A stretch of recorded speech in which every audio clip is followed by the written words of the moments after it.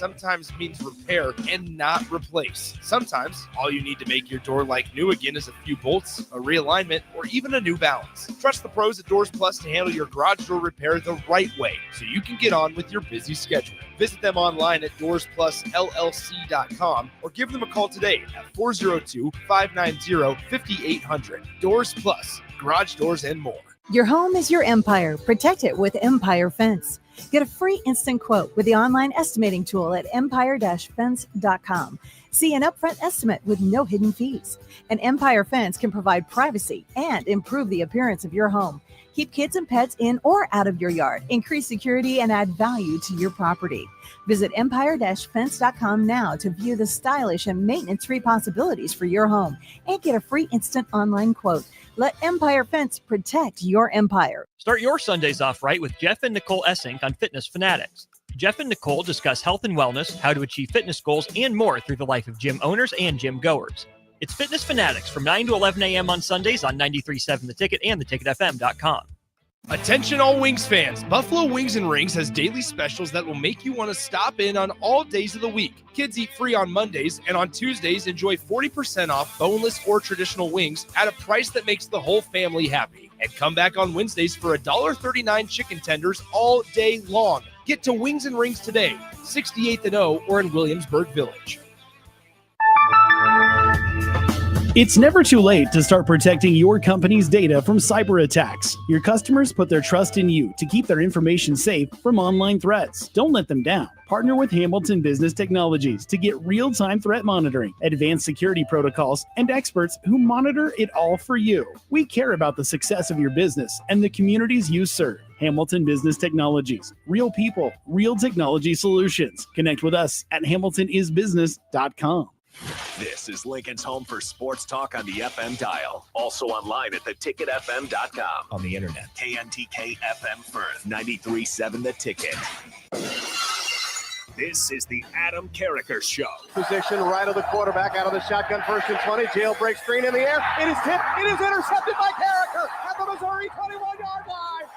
Live from the heart of Lincoln, America, 8-year NFL vet and All-American defensive lineman Adam Carriker. Shotgun snap to Everidge. He's got the left arm going, and now he's got a whole lot of Adam Carriker who rips him down inside the 25-yard line. On 93.7 The Ticket and theticketfm.com. Here is your host, Adam Carriker.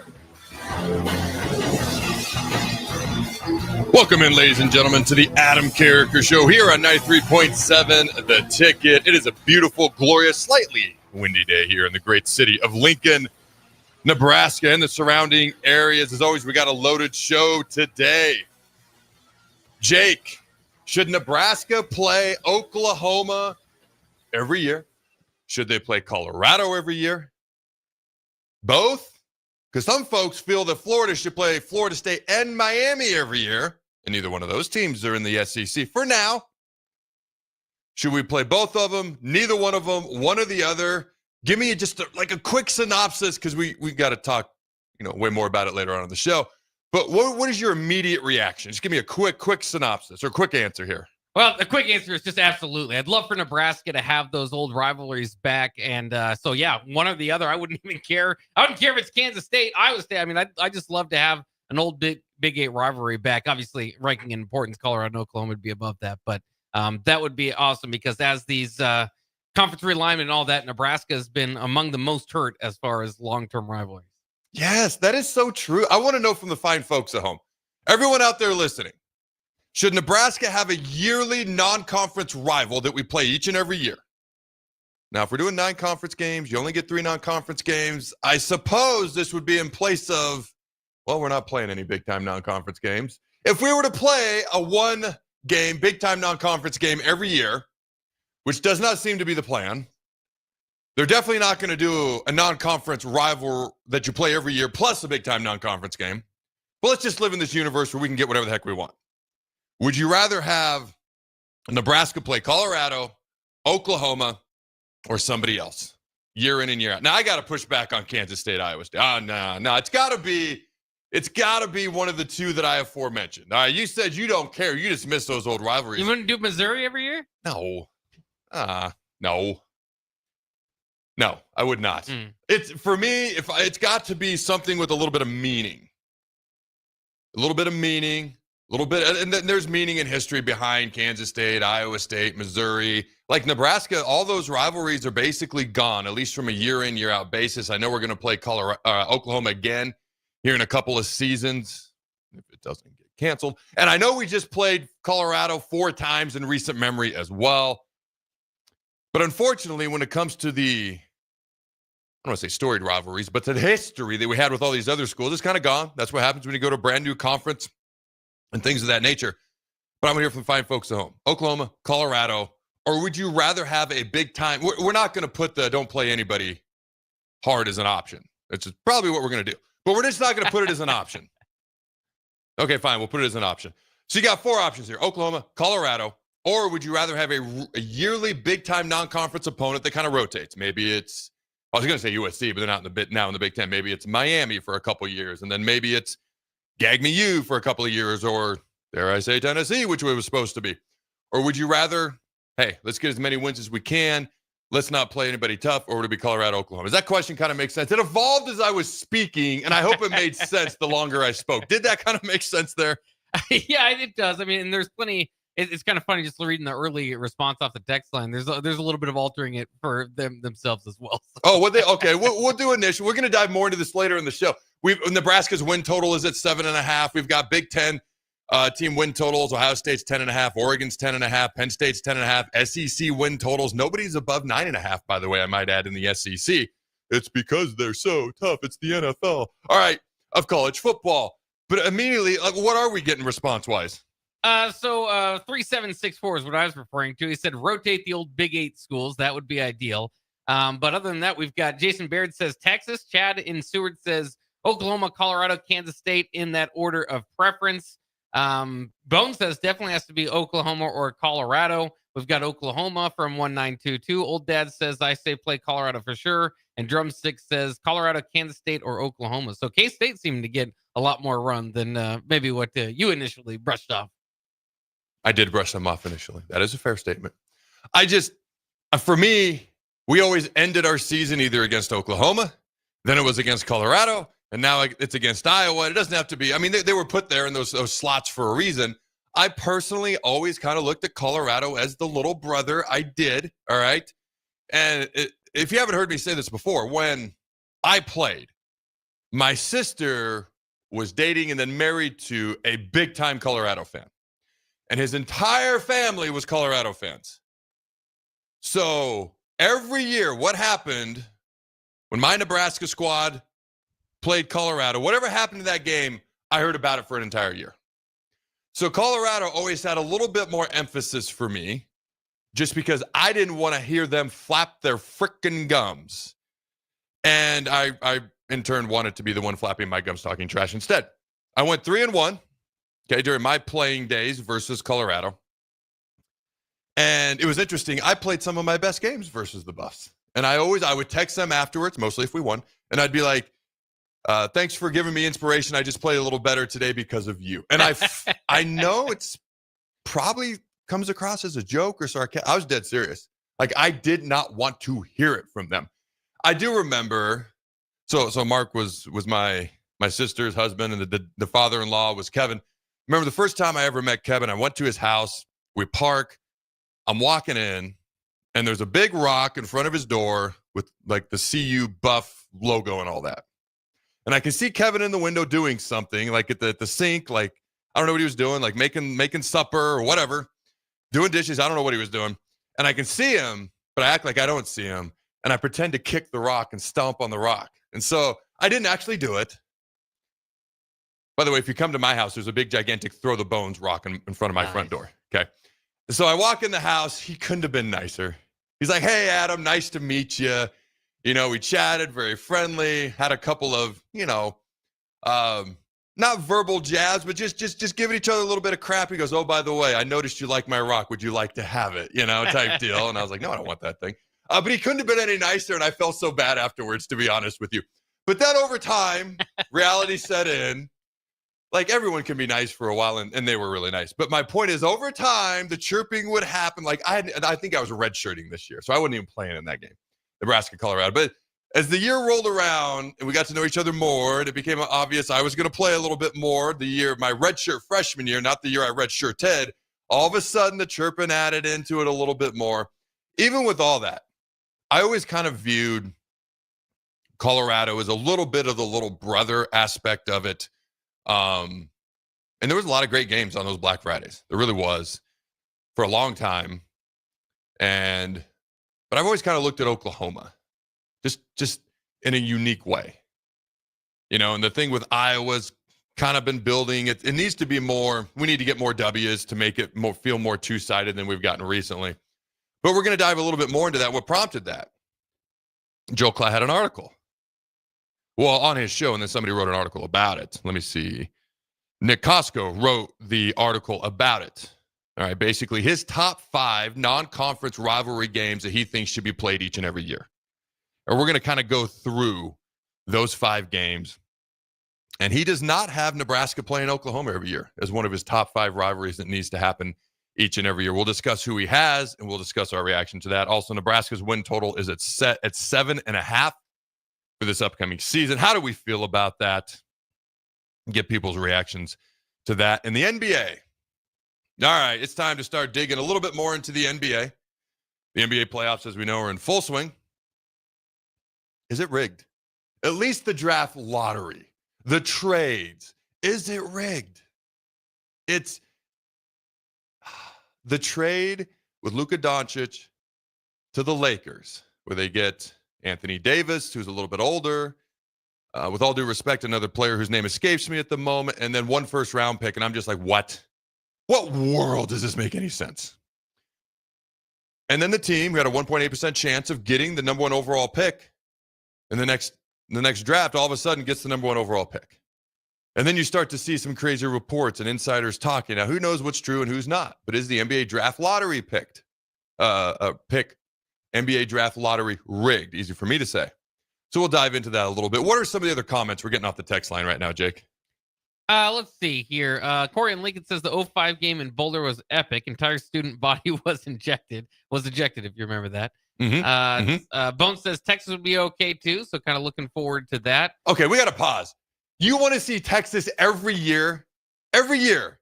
This is a yearly thing. You want to see Texas every year. I need a little bit more explanation on why Texas every year. Now, if you said one school, one time, or one school for a 2-year series, home and home series, it's Texas.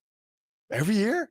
You want to see them every year? Jake, what do you think about seeing them every year potentially? Gosh, part of the reason I hate Texas, and Texas is up there with the Yankees, is all my sports, just ultimate hate, is that the Texas-Nebraska rivalry was one-sided too. That was the problem. I mean, Texas just ruined basically the last 20 years of my life. But I mean, they would break our heart. Just A lot of them were close games, but I don't know. That sounds like I wouldn't sign up for that. I don't think so.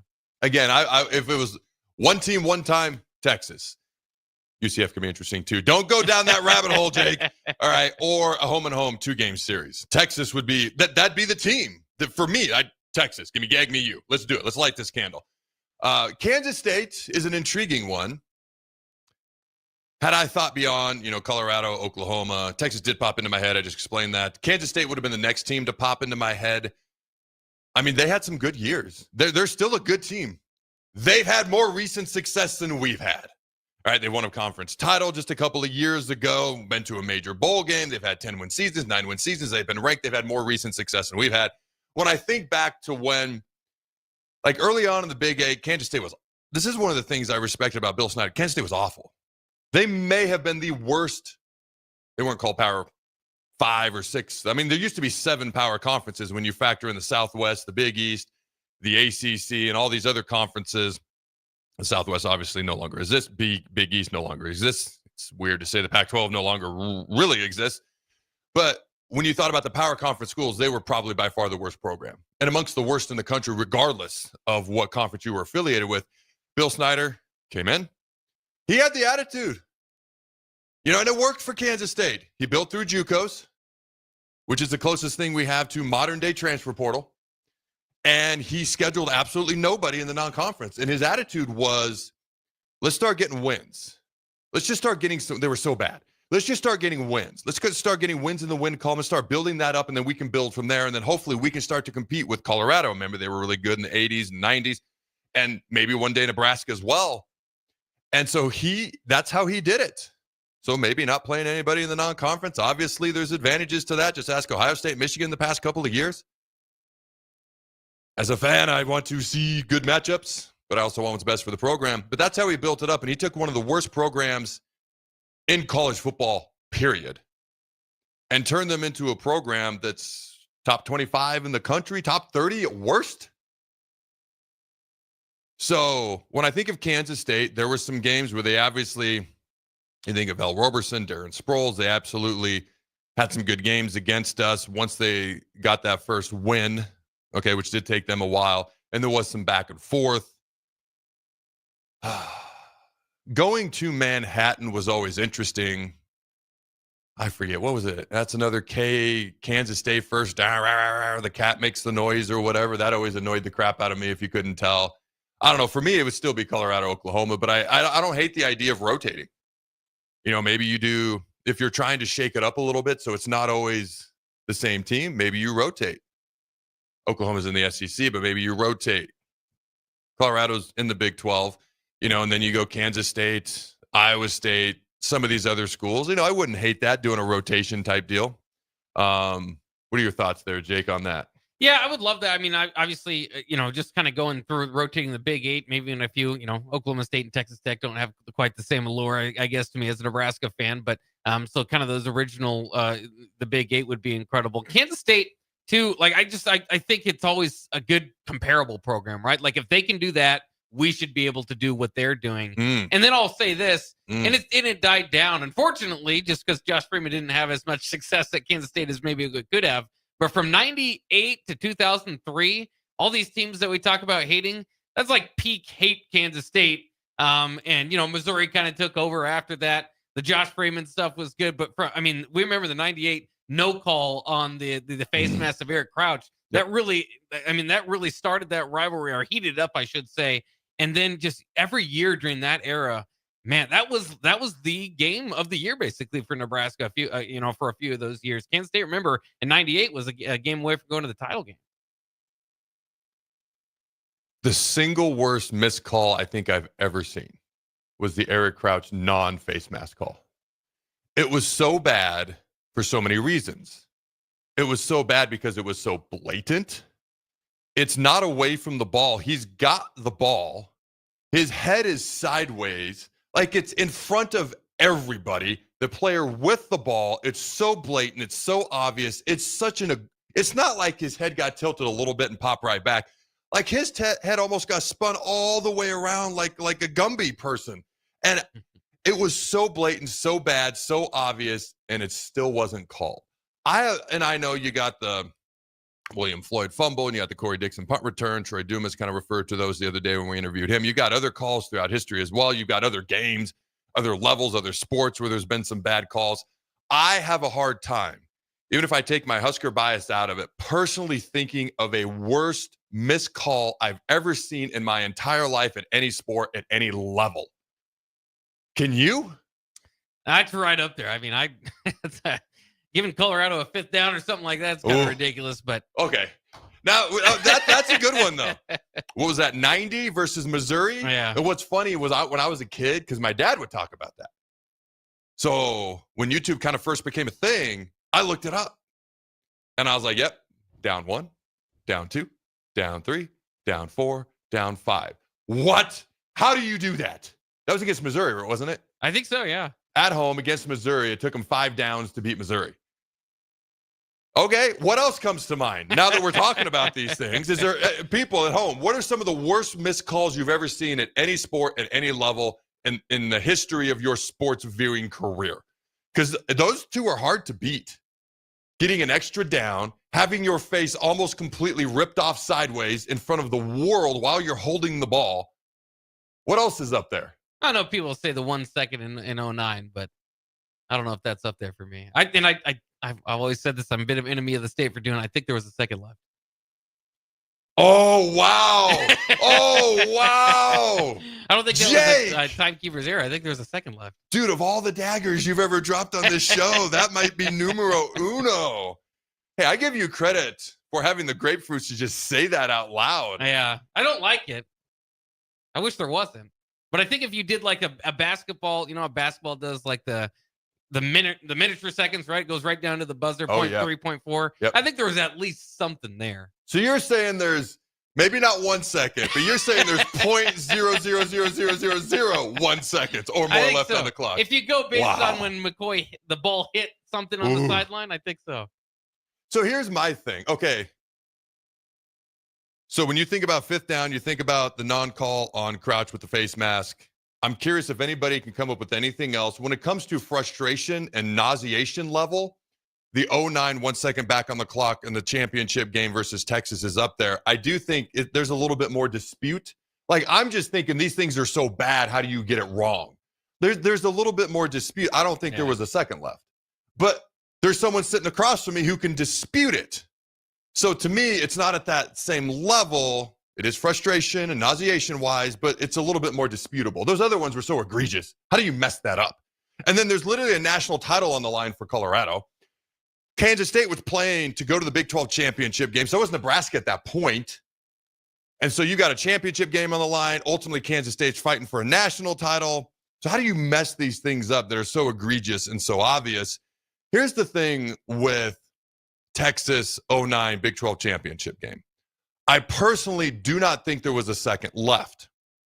If someone sitting here wearing that god-awful burnt orange looked at me and said, there is a second left, or somebody sitting there who I see on a daily basis, he's not a Benedict Arnold, don't say that, ladies and gentlemen, says there's 0.00001 seconds left on the clock. I love how we all of a sudden went to basketball clockage and how we're using basketball, which, by the way, they do that in basketball. I hadn't even thought about that, but not football. He's saying there is. To me, it's a little bit, it can be more debatable. But if you ever watch a football clock, let's say, Dylan Riley, just his first pass of the year, hopefully it's a 90-yard touchdown bomb. Let's say it just, oh my God, happens to be an incompletion. Watch the clock. It does not stop immediately. At least 2 more seconds always rolls off. At least. That is the norm. That is just the norm. And it's always annoyed me, which is why I'm so aware of it. I'm like, why doesn't it stop quicker? I don't know. Is it just because the human being has to take the finger and hit the button and the button takes there's 1 to 2 seconds worth of reaction time in here? So not only do I not think there was a second left, even if you could stop it immediately in that game, then you've got to factor in the fact that there's always at least 1 to 2 more seconds to come off the clock that was not factored in at all, because now you're changing how we keep track of time at the most important time of the game. However you keep track of it, it's got to be consistent. I wish the clock stopped sooner. Watch it. Watch the next football game that you watch. Is the UFL going on right now? I pay no attention to that, with all due respect. Whatever the next football game is that you watch, that's on TV, it's got to be on TV. There is always 1 to 2 more seconds to go off when a guy goes out of bounds, when a guy gets tackled. Okay, if he's inbounds, it doesn't really make sense unless it's a first down. They got to move the chains, they stop the clock, or if it's an incomplete pass and the ball hits the ground, like with Colt McCoy. That's how it works. That's always kind of bothered me. That's never been factored in.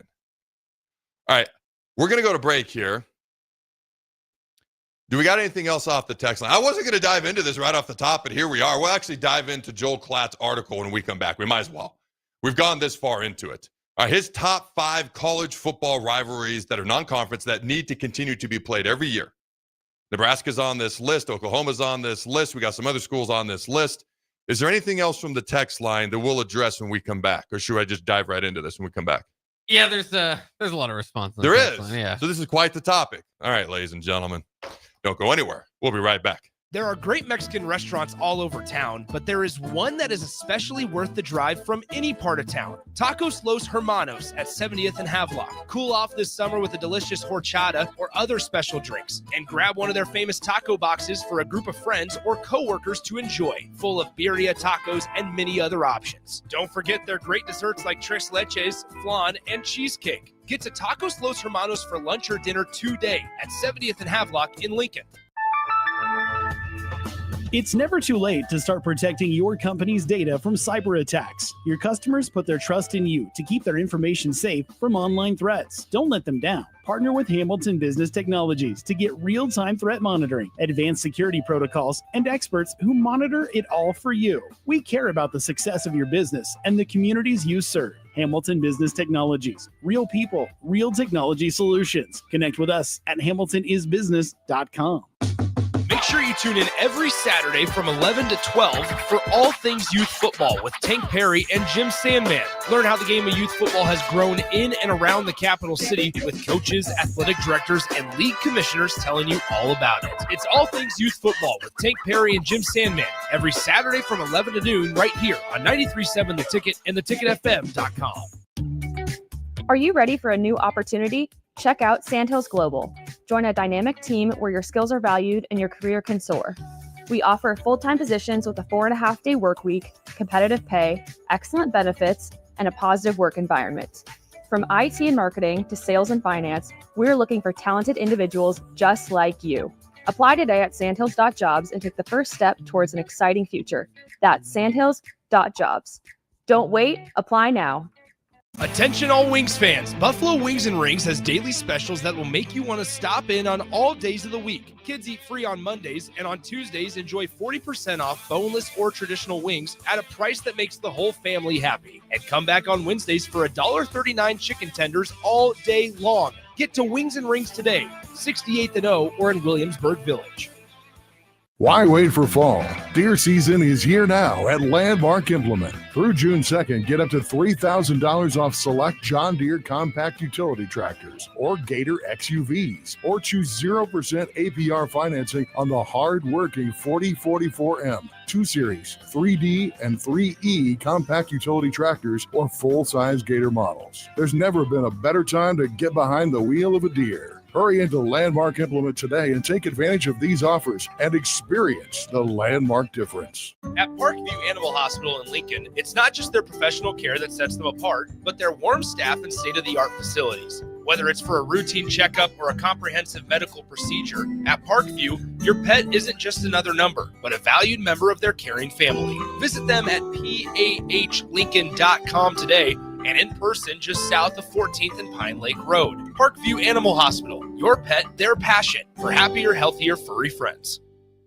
Are you buying a home? Westgate Bank understands that you need to make important decisions during your home buying journey. Our local lenders in Lincoln and Omaha make themselves available so you can get the information you need to know. Use our mobile mortgage app to manage your transaction from pre-qualification to closing, no matter where you are. Get the service and convenience you want from a local community bank where our interest is you. Learn more and visit us online at westgate.bank. Westgate Bank, equal housing lender, member FDIC. At Farm Bureau Financial Services, we strive to provide you with the right coverages for all your insurance needs by taking the time to meet with you and review what coverages best fit your needs. So whether you're in the market for home, auto, farm, business, life, or a combination of any of these coverages, we can help with making sure you, your family, or your business have the right coverage based on your individual needs. If you would like to review your insurance needs, please contact Ben Spurt with Farm Bureau Financial Services at 402-217-9945 or through email at ben.spurt@fbfs.com. Memorial Day is coming up quickly, and you know what that means. Grilling season. You know what's more embarrassing than an overcooked piece of meat? A dirty, disgusting, and grimy grill. Let the pros at Husker Grill Cleaning get you ready for grilling season. They'll take your grill apart piece by piece, scrub every inch, and reassemble it so your grill can look and perform its best. Visit their website at huskergrillcleaning.com today to schedule your appointment. Husker Grill Cleaning, serving Lincoln, Omaha, Malcolm, and more. Hi, it's Charlie Stone and Andy Goodyear of Honda of Lincoln with more exciting news for area car buyers. Charlie, it's just announced that Honda of Lincoln has won 3 of the Lincoln Journal-Star's Lincoln Choice Awards: Best New Car Dealer, Best Auto Repair, and Best Place to Get Your Oil Changed. Wow, that's great, Andy. Anything else? Yes, we were runner-up for Best Pre-Owned Dealer and Best Tire Dealer. A lot of people don't understand that we do sell tires here. Very exciting, Andy. Why do you think your dealership is winning so many awards? Charlie, we simply say It's the Honda of Lincoln way of doing business. Looks like Honda of Lincoln is the great news headquarters for Lincoln. Yes, and even all of Nebraska, we are also announcing that Honda of Lincoln's the only dealer in the state of Nebraska to win the prestigious Honda President's Award for 2024. Honda of Lincoln, Nebraska's #1 volume Honda dealer, 27th and Yankee Hill Road, or online at hondaoflincoln.com. Wall-to-Wall Wine and Spirits is your place in North Lincoln to go for all your needs in wine, spirits, and beer. They also have a large variety of cigars in their walk-in humidor, and they have a top-notch walk-in temperature-controlled high-end wine room. Plus, you can enjoy free samples from their tasting bar. There's only one place to go for all your needs for spirits and cigars. That's Wall-to-Wall Wine and Spirits on North 27th Street in Lincoln.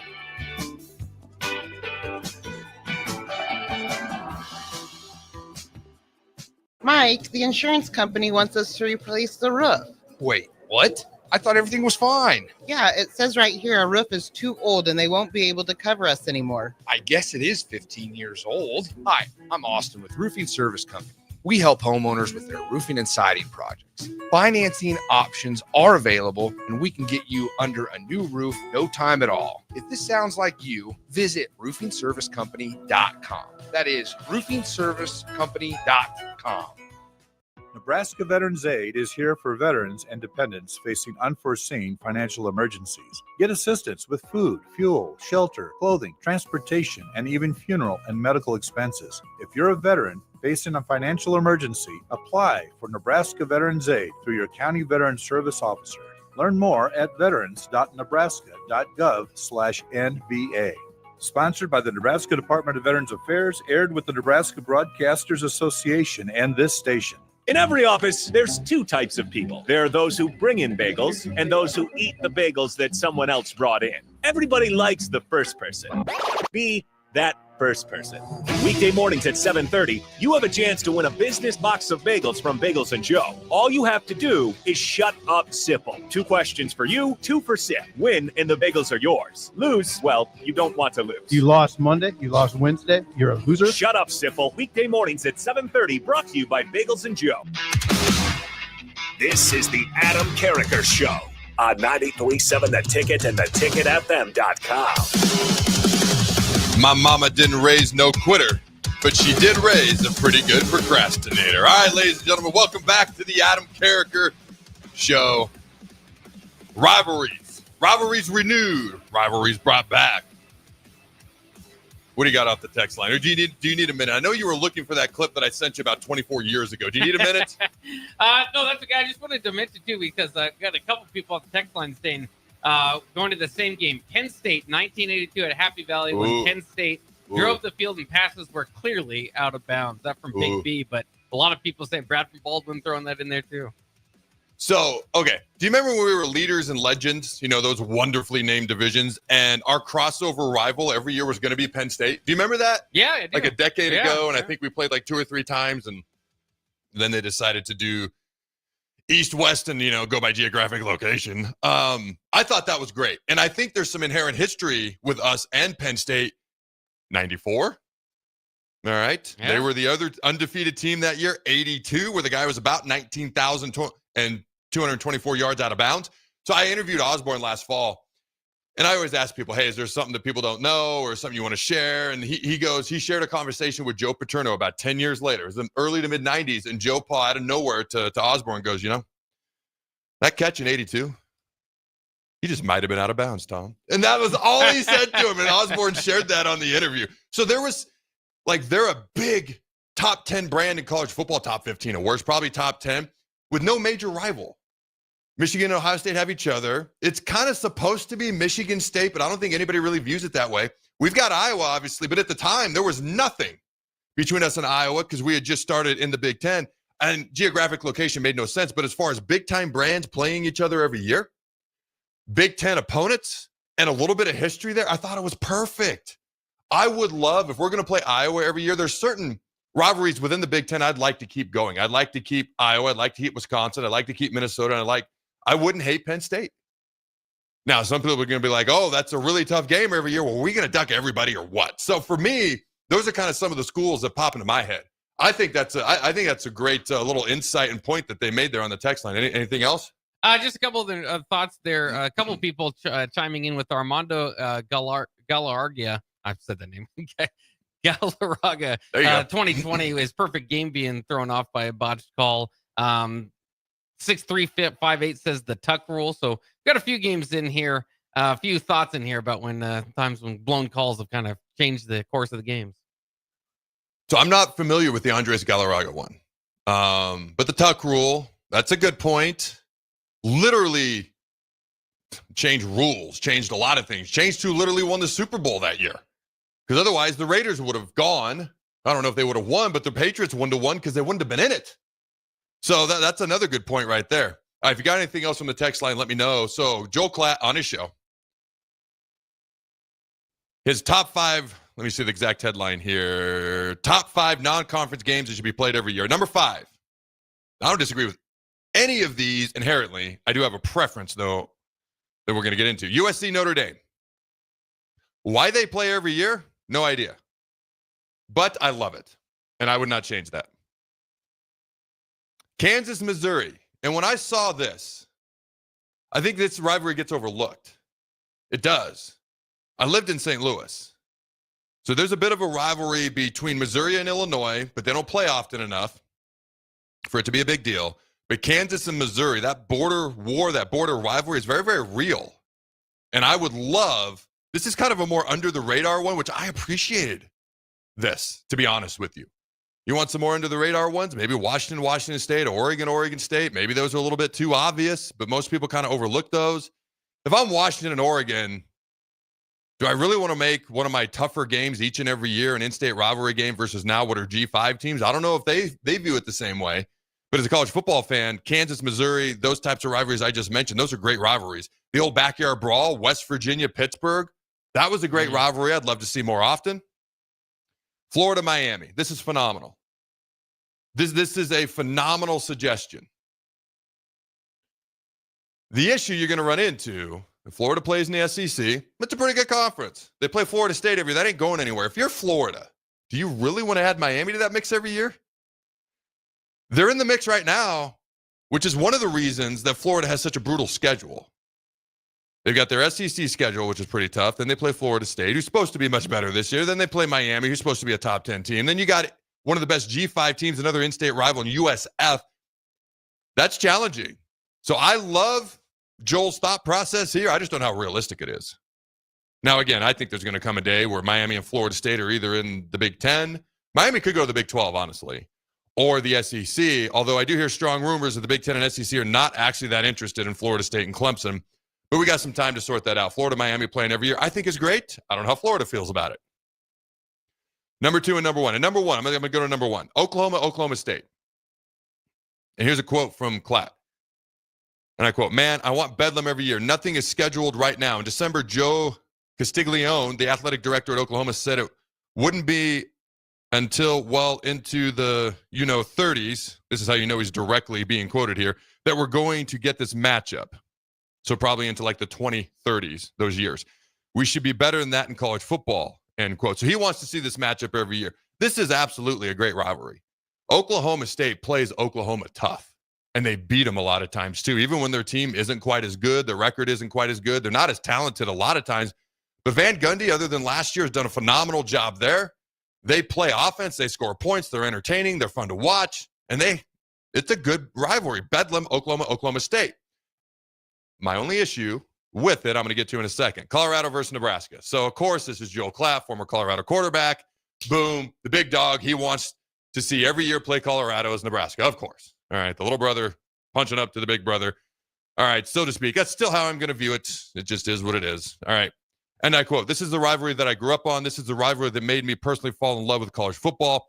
We should have Colorado, Nebraska every single year. There were so many years, if you look from the middle of the 80s until about 2005, this matchup likely either decided the Big 8 champion or the Big 12 North Division champion," end quote. Fair point. And to that 2005 game, I played in that game. That was my junior year. All right. I think we beat them 30-3. We had the ball for like 40 minutes. And why that matters to me, I have asthma. So altitude legit bothers me. I never played at the Broncos. Every year I would check the NFL schedule for 2 things. Cold games didn't bother me. Don't care. It could be 0 degrees. Doesn't bother me. Big people don't hate cold weather. Hot games and at Denver. I always check those two things. I never played at Denver. Obviously played at Boulder twice. Now, my redshirt freshman year, I was on nickel. So I played like 15 snaps the whole game. I ran around like a madman. Then I'd get like 15 plays off. You know, but my junior year, I did not come off the field. Hardly at all. And I don't know that I was concerned going into the game, but I was kind of like, man, I don't know how's it going to go. We were only on the field for 20 minutes. Our offense just like controlled the entire game. First of all, I was happy that we won. I was happy that we dominated them. Their entire student section got kicked out. They talked trash before the game. We about had a brawl at midfield before the game. I don't remember if there was a couple punches thrown or not. I know it was very close to an all-out brawl because they started talking trash to us, and then we mollywopped them 30-3. So I remember that game very, very well. I was saying, did you have a Restore the Order shirt? Yes. You did? I do. I actually still have that shirt. That is awesome. I actually still have that shirt. How many shirt. guys had that on the team? Or was that kind of team-wide? Or is that I think it was team-wide. Yeah. Yeah, I think it was team-wide. Awesome. Yeah, I've still got that shirt. I kept all my shirts from when I played at Nebraska. So when you look at Nebraska, Colorado, if we played them every year and Oklahoma State played every year, I'd be cool with that. I think that'd be great for college football. What I would prefer, though, because in my opinion, the greatest rivalries in college football, like of all time, are like Ohio State, Michigan. I think Texas, Oklahoma has to be in that mix. And I think Nebraska, Oklahoma. Now, it's not viewed the same way anymore ever since we joined the Big 12 in '96, and they declined to play us every year in the crossover. And it just hasn't been the same since. But if you remember, up until then, Nebraska, Oklahoma was probably one of the top 3 rivalries in all of college football. At that time, it had kind of become lopsided in our favor at that time. There were some ugly games in our favor. But you could argue it was right there with Ohio State, Michigan, maybe Texas, Oklahoma, like 1A, 1B, and they were maybe 1C. It's not viewed the same way anymore, but I would love to see Nebraska, Oklahoma every year, even if that means Oklahoma State can't play. Maybe that's just riddled with my bias. But for me, my Husker bias, for me, that if you can bring back one of the most historic rivalries of all time and play it each and every year, plus it's now Big Ten, SEC, which is just weird. All right, the conferences that we're both in, especially for Oklahoma being in the SEC now, that's what I would prefer. What are your thoughts there, Jake? Do we have anything else off the text line? Yeah, I mean, I think it's kind of interesting because it just kind of ties back to what you experienced growing up. For me, I had heard more about I'm more of a Big 12 kid, I suppose, than a Big 8 kid. And so I'd heard about the Oklahoma rivalry, experienced a little bit of it in 2001 in some of those games there. But to me, the Nebraska-Colorado game just kind of stands out. But I will say this, and this is I guess Joel Klatt put that up until 2005. Remember about 2006 until 2 years ago, Nebraska, Colorado could have played every year, and the nation wouldn't have batted an eye. And a lot of that's on Colorado. Nebraska hasn't held up their end of the bargain either. But I mean, that was a really down program, as we know, for about 15 years before Deion Sanders got there. So now that they're back, there's kind of all this renewed energy and feelings toward them. But that would have been, I guess that just wouldn't have done a whole lot for anybody in college football. I don't think if they'd have done it, since Nebraska left the Big Ten. Now that Colorado's back, it kind of gets those feelings going again. So when you look at the top 10 upcoming college football non-conference series in the upcoming years that are scheduled to be played, Nebraska, Oklahoma in 2029, 2030 is in there. Colorado and Florida starting in 2028. Texas, Notre Dame in 2028. Notre Dame, Alabama in 2029 and 2030. Miami and Auburn in the next 3 to 4 years. Notre Dame and Florida. Clemson, Oklahoma. Ohio State, Georgia. Michigan, Notre Dame. That's a great non-conference rivalry that I miss. Yeah, that's my favorite one, bro. I forgot about that one. I'd put that in the top 5 every year. 2 of the top 5 brands, always really good. And just the history that they had year after year after year. I missed that game. And Alabama, Ohio State. I mean, these are a lot of big-time programs, big-time brands that are going to be playing each other in the future, including Nebraska, Oklahoma in 2029 and 2030.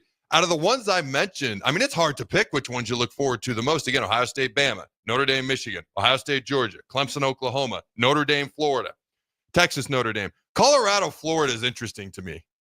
Just if Colorado can be any good at all and Deion can do his thing, that could be an entertaining series. Obviously, Nebraska, Oklahoma, Notre Dame, Alabama, Auburn, and Miami. This is weird for me to say. I miss Miami being consistently good year in and year out. It's just better for college football when teams like Nebraska and Miami, I almost said Colorado, I just can't say it, but when those other two schools that I mentioned are good, I think it's better for college football. With Deion at Colorado, the better Colorado is, with him being there, the better it is for college football. This year, all right, again, the college football returns in exactly 100 days. The season returns in exactly 100 days. We've got, let me see here, week one, a lot of week one matchups. Notre Dame at Miami, week one is scheduled to kick off at 7:30 p.m. Eastern Standard Time on ABC. That's going to be a big time matchup. Obviously, Nebraska and Cincinnati was just announced that Thursday night, August 28th, Kansas City, Arrowhead is going to be on ESPN. That's exciting. What do you think about that? That's got to be exciting it is exciting for everybody. Yeah, I love it. And it's the first time Nebraska will play on ESPN since the late 2022. So kind of interesting detail there. Oh, wow. Okay. Let me see here. We got to go to break. I had one other thing that I was going to share during this segment, and it has escaped me. Let me see if I can find it real quick. Other notable week one matchups. Iowa State, Kansas State. That's a big-time Big 12 one.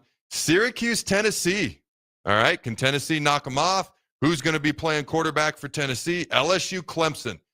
There are people saying that this is the best Clemson team in the past 5 years. There are people saying that this is the best LSU roster they've had since Kelly got there. That could be a very big matchup early on. Notre Dame, Miami. Catholics versus convicts. All right. Boise State, USF. Georgia Tech, Colorado. Georgia Tech could be a sleeper in the ACC. They really could.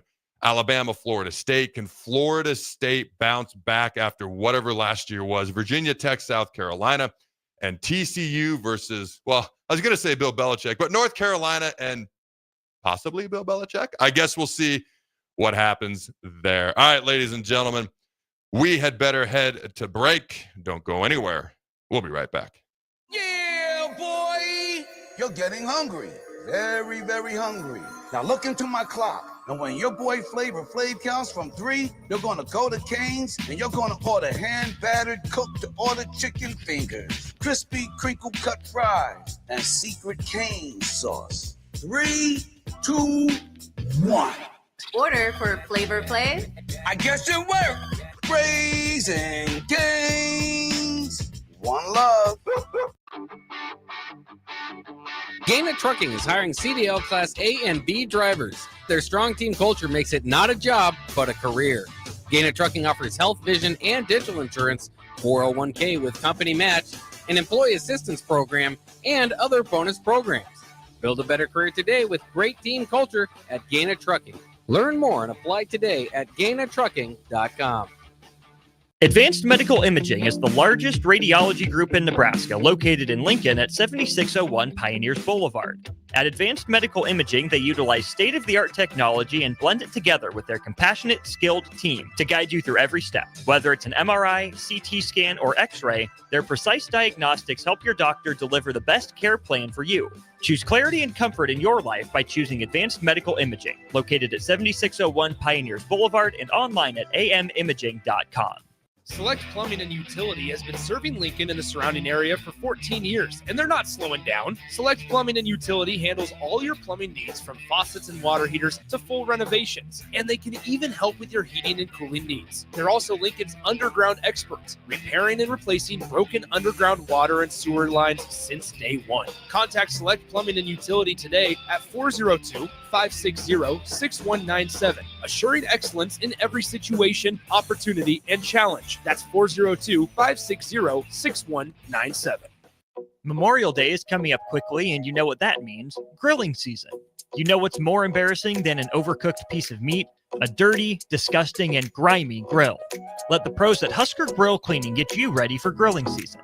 They'll take your grill apart piece by piece, scrub every inch, and reassemble it so your grill can look and perform its best. Visit their website at huskergrillcleaning.com today to schedule your appointment. Husker Grill Cleaning, serving Lincoln, Omaha, Malcolm, and more.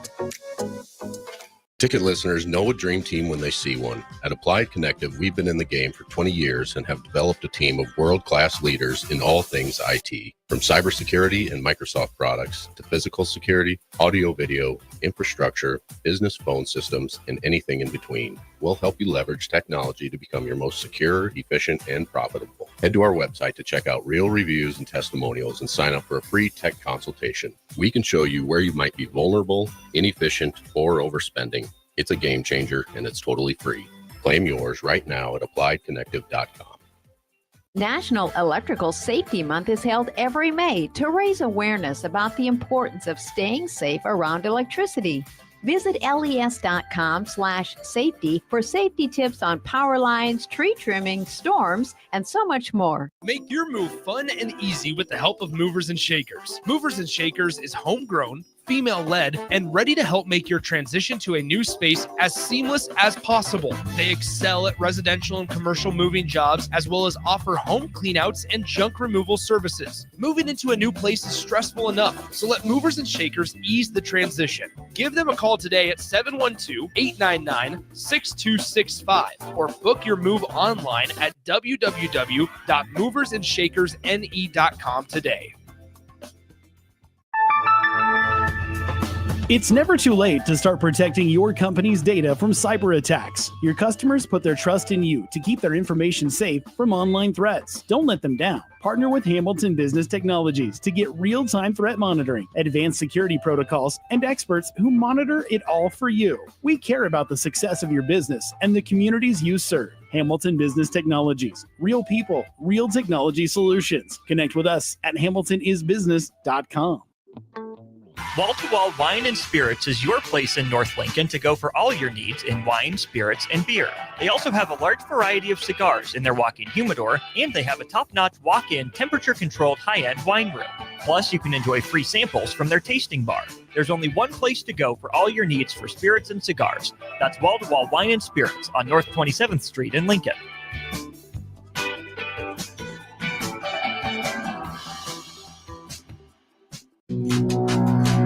This is the Adam Carriker Show on 93.7 The Ticket and theticketfm.com. Boom! Welcome back, ladies and gentlemen, to the Adam Carriker Show. All right, here on 93.7 The Ticket. As always, check out all things The Ticket at theticketfm.com. We're talking social media, Facebook, X, Amazon Prime, anywhere you get your podcast platforms, YouTube, and of course, theticketfm.com. We have a caller on the line, but we're sitting here talking about big-time rivalries, big-time matchups that we're looking ahead to. The NFL schedules were just released, and before we bring our caller on, I thought this was interesting. There are 3 NFL teams with 0 primetime games this year.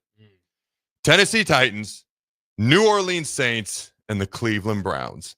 And if that right there doesn't tell you why Shedeur Sanders has a chance to start for the Browns, I don't know what does. All right, Jake. Who's our caller and what are we chatting about? Let's head to Mike over on the call line. Mike, how's it going? Good. How are you? Oh, not too bad. What you calling in for? Well, I take slight exception to Adam's semantics, saying that the Nebraska-Oklahoma game was right up there with Michigan and Ohio State. And it depends on your time frame, but when I was growing up in the 70s and 80s, and you can even look at the early 2000s when they were on a rotation when Bob Stoops went there. There's no comparison between the two. I don't mean to disrespect them, but out of curiosity, one time I went and looked. I don't have those in front of me. But the number of times that Michigan and Ohio State, one of them wasn't rated, wasn't frequent, but it wasn't infrequent. The number of times that they were not rated, it depends on how you want to say it, not as high, like one was 7, one would be 11, or one might be 18, was fairly frequent. Nebraska and Oklahoma, there was somebody in the national championship hunt virtually every time. And, and a lot of times it was both. And you look, the Big Ten didn't win a national title from 68 to 97, where Oklahoma won 3. No, Oklahoma won 3 and we won 3. So I don't think there's any comparison between the rivalries. I think if you, depending on how you want to define it, if you want to look what had more national implications, Ohio State, Michigan can't compete with Nebraska, Oklahoma. Just my thoughts. Thanks. Well, no, I appreciate you calling in. Don't go anywhere just yet. Easy on the word semantics, by the way. But when you look at Ohio State, Michigan, I try to take my bias out of it. Okay. And there are years, like almost way more often than not. Now, there was a 15-year stretch where Ohio State beat Michigan every year in a row. And then there's 4 years in a row where Michigan beats Ohio State. For me, there were years where Nebraska was clearly better than Oklahoma. There were some years, maybe it was reversed from time to time. I actually thought you were going in the direction of Ohio State, Michigan was clearly ahead of Nebraska, Oklahoma.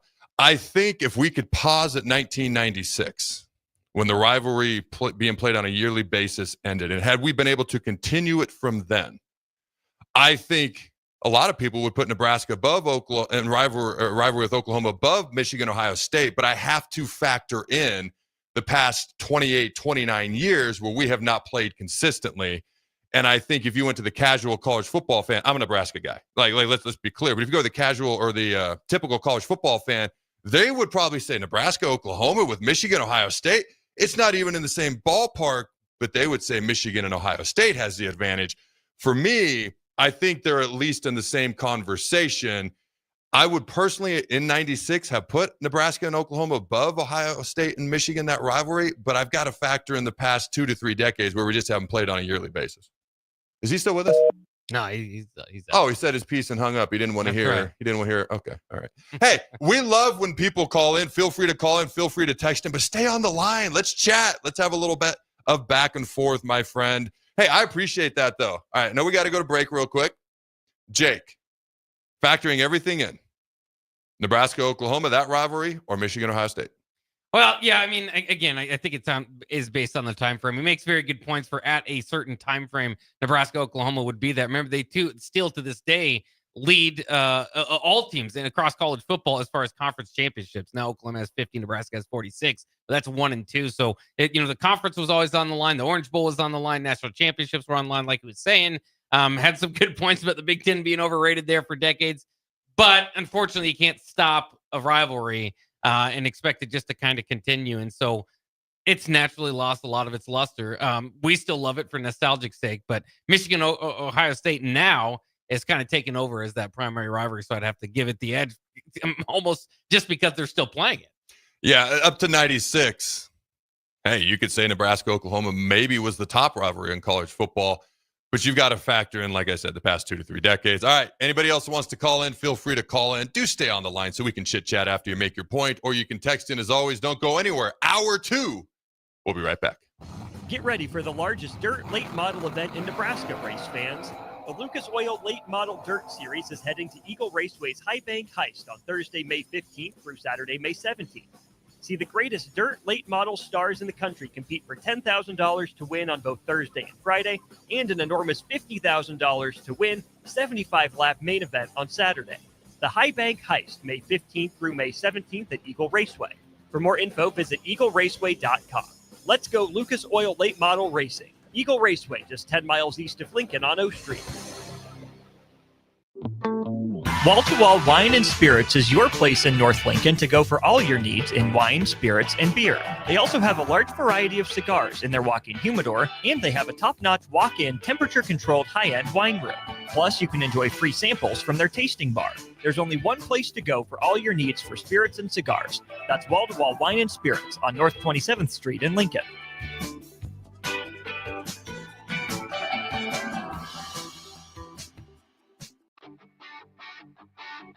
Gaina Trucking is hiring CDL Class A and B drivers. Their strong team culture makes it not a job, but a career. Gaina Trucking offers health, vision, and dental insurance, 401k with company match, an employee assistance program, and other bonus programs. Build a better career today with great team culture at Gaina Trucking. Learn more and apply today at GainaTrucking.com. Hi, Sean Callahan here for Copple Chevrolet GMC, and they're having the biggest hail sale they've ever had. A huge opportunity is at your front door right now. Some of these cars we're fixing, some we're not, and some it's totally up to you. New Sierra starting at $15,000 off list. New Canyons at $8,500 off list. New body styles on the Acadias, $3,000 off list. You need to hurry as there's going to be a lot of people heading to Louisville. Check us out at copplecars.com. Stock numbers G121492, G187747, and G196599. Are you ready for a new opportunity? Check out Sandhills Global. Join a dynamic team where your skills are valued and your career can soar. We offer full-time positions with a 4.5-day work week, competitive pay, excellent benefits, and a positive work environment. From IT and marketing to sales and finance, we're looking for talented individuals just like you. Apply today at sandhills.jobs and take the first step towards an exciting future. That's sandhills.jobs. Don't wait, apply now. You grew up on cereal for breakfast and you graduated into drinking coffee at some point as an adult. Now there's a place in Lincoln where you can stay caffeinated but eat like you used to. Control Coffee and Cereal Bar brings Saturday morning vibes to every day with locally roasted specialty coffees, Lotus energy drinks, and tons of breakfast cereals with toppings. And did we mention they have video games to play while you're there too? Control Coffee and Cereal Bar open 7 a.m. to 5 p.m. Monday through Friday and 8 a.m. to 3 p.m. on the weekends at 15th and Pine Lake. Are you buying a home? Westgate Bank understands that you need to make important decisions during your home buying journey. Our local lenders in Lincoln and Omaha make themselves available so you can get the information you need to know. Use our mobile mortgage app to manage your transaction from pre-qualification to closing, no matter where you are. Get the service and convenience you want from a local community bank where our interest is you. Learn more and visit us online at westgate.bank. Westgate Bank, equal housing lender, member FDIC. Spring sports are here and it's time to upgrade your equipment. But don't go rushing to your big box store. Play It Again Sports is your place to go for all spring sports equipment for baseball, softball, golf, and disc golf. Play It Again Sports has quality, slightly to gently used equipment, and 50% of their inventory is actually new equipment. And don't forget, buying from them is a great way to get new products with great discounts by also bringing in your used items for store credit or cash on the spot. Play It Again Sports at 48th and Vine. Hey, I like your new car. Thanks. Could you stop at this coffee shop? I need a cup of joe. Press that little red button. Hey, an entire coffee machine just came out of your dashboard. Yep. More things should be built in, like the multiplier in Mega Millions from your Nebraska lottery. It's one of the new enhancements to the game, along with bigger jackpots and better odds. Oh, that coffee is a little strong. Press the blue button. What's that? Cream dispenser. $5 Mega Millions top prize odds, 1 in 290 million. Advanced Medical Imaging is the largest radiology group in Nebraska, located in Lincoln at 7601 Pioneers Boulevard. At Advanced Medical Imaging, they utilize state-of-the-art technology and blend it together with their compassionate, skilled team to guide you through every step. Whether it's an MRI, CT scan, or X-ray, their precise diagnostics help your doctor deliver the best care plan for you. Choose clarity and comfort in your life by choosing Advanced Medical Imaging, located at 7601 Pioneers Boulevard and online at amimaging.com. Why wait for fall? Deer season is here now at Landmark Implement. Through June 2nd, get up to $3,000 off select John Deere compact utility tractors or Gator XUVs, or choose 0% APR financing on the hard-working 4044M, 2 Series, 3D, and 3E compact utility tractors or full-size Gator models. There's never been a better time to get behind the wheel of a Deere. Hurry into Landmark Implement today and take advantage of these offers and experience the Landmark difference. A smoke-free environment is the only way to fully protect from the dangers of secondhand smoke. That's why smoke-free policies are so important to me. Whether it's in my car, apartment building, or when I'm dining outdoors, there's no place for secondhand smoke or e-cigarette aerosol. Breathe easier knowing the facts. Visit smokefree.ne.gov. Paid for by Tobacco Free Nebraska. Aired with the Nebraska Broadcasters Association and this station. Are you looking for an exciting new way to put your skills to work? Explore new career options in the fintech industry at Currency, a Sandhills Global company. We offer full-time positions in financial sales, compliance, operations, and other fields. We also offer a 4.5-day work week, an attractive benefits package, and opportunities for advancement. Put your motivation to work and grow with us at Currency. Visit gocurrency.com/careers to learn more. This is Lincoln's home for sports talk on the FM dial. Also online at theticketfm.com. On the internet. KNTK FM Firth, 93.7 The Ticket. This is the Adam Carriker Show. Position right of the quarterback, out of the shotgun, 1st and 20. Jailbreak screen in the air. It is tipped. It is intercepted by Carriker at the Missouri 21-yard line. Live from the heart of Lincoln, America, 8-year NFL vet and All-American defensive lineman Adam Carriker. Shotgun snap to Everett. He's got the left arm going, and now he's got a whole lot of Adam Carriker, who rips him down inside the 25-yard line. On 93.7 The Ticket and theticketfm.com. Here is your host, Adam Carriker. No good story happens from things going right. My granddad always said this: the greatest gifts in life are not in the plans, they're in the detours. There is no way I could plan my way to being on the stage. I have failed a lot more and a lot longer than I have succeeded. I didn't originally get the role in Top Gun that I auditioned for, and it's worked out better than I could have ever even imagined. So if you want your life to be a great story, like a great movie, if you want it filled with adventure, comedy, romance, action, thrills, when you go out there and things inevitably don't go according to plan, just remember, that's when your movie's plot is just getting interesting. That's when your protagonist is being tested. That's when the writers are working overtime to give the audience some nail-biting drama. Enjoy things not going according to plan. If you knew the ending, it wouldn't be worth the watch.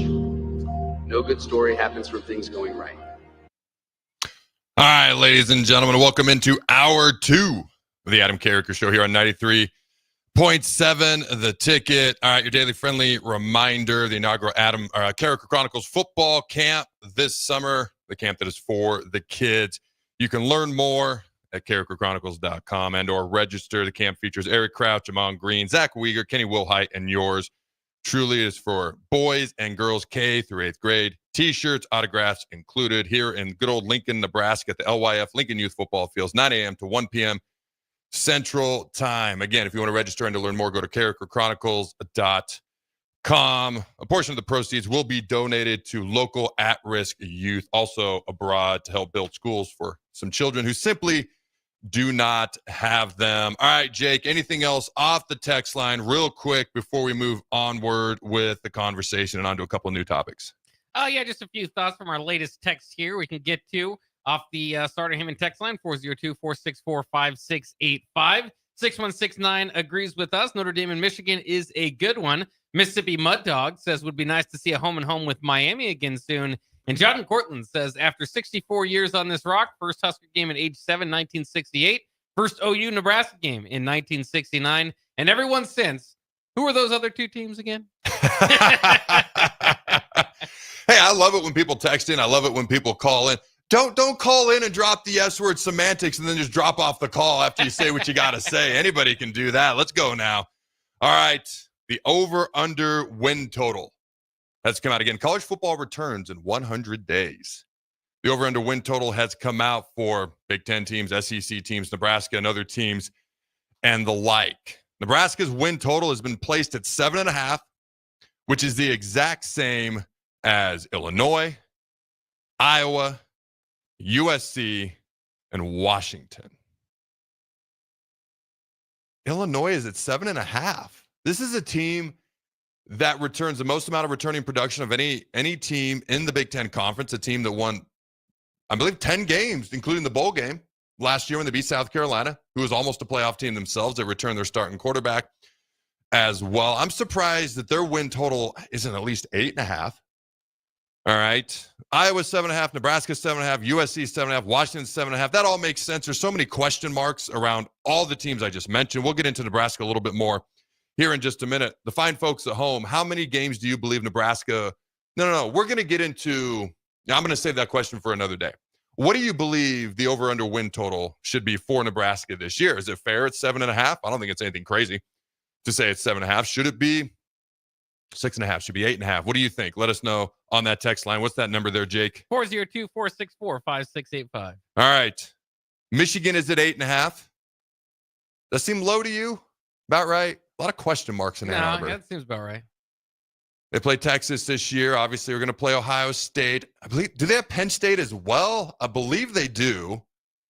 Probably, most likely, at least we're anticipating, a true freshman at quarterback. As we know, their quarterback or their head coach is going to miss a couple of games, including the one in Lincoln. If you think about it, Michigan could be coming into Lincoln with a true freshman starting quarterback and without their head coach. And Nebraska realistically should be 3-0. I mean, we got to play these games, and Cincinnati's no gimme. But we could realistically be 3-0 heading into that game. That's something to think about. All right, Indiana at 8.5. That seems fair. They got to replace a lot of things, including a starting quarterback there in Indiana. But Curt Cignetti did a lot of good things, obviously, in year one. What can he do in year two? The encore presentation, so to speak. You got an answer there, Jake? Michigan does not play Ohio State. They've got, or they do play Ohio State, Oklahoma and Ohio State, but not Penn State. They have other challenging games like Wisconsin, USC, and Washington. But, Michigan State could always be good. But, yeah, no Penn State. I was thinking Texas. Texas is Ohio State. They play Ohio State. That's right, because that's one of the noon kickoff games. All right, so Michigan, you said, plays what? Oklahoma, Ohio State? Yeah. Are those kind of the big ones there? Those are the bigger ones. Yeah, USC, you throw in there Wisconsin, Washington, as far as brand names. But even Oklahoma, as far as a brand name, isn't necessarily flying high into that game. Yeah, and like I mentioned, coming into Lincoln that night without their head coach, possibly a true freshman starting quarterback. All right, we'll come back to Nebraska in a minute. The three teams at the top of the Big Ten as far as over-under win totals. Penn State at 10.5, Oregon at 10.5, Ohio State at 10.5. Which of those three teams, in your opinion, Jake, has the most wins at the end of the year, and which one has the least amount of wins? Ooh, I would say probably the popular pick right now is Penn State, but I got to see James Franklin do it. As much as we give Ryan Day crap for not beating Michigan, or excuse me, for not beating Michigan. James Franklin's got to take that heat for not beating Michigan or Ohio State. So I'll probably favor the defending champs as far as getting the most wins there. Which defending champs? Oregon, the Big Ten champs, or Ohio State, the national champs? The national champs. Sorry, okay. Yeah. And I'd probably we'll see what happens with Oregon. I would probably put them in the lowest category, but I'm not like I'm expecting them to have too much of a drop off. Yeah. So Dante Moore, highly recruited quarterback. Went to UCLA, transferred, and didn't sit out, but waited behind Dylan Gabriel last year. Now he's going to get a chance to see and show the world what he can do. So Oregon, they've got less than 50% of their returning production coming back, just like Ohio State does. All right, Penn State has a lot of people returning, including a third-year starting quarterback in Drew Aller. The question is the vertical passing game. Are they going to be able to throw the ball downfield? They had multiple games last year, including their semifinal game versus Notre Dame, where their top two leading receivers were their tight end, Tyler Warren, best tight end in the country, and a running back.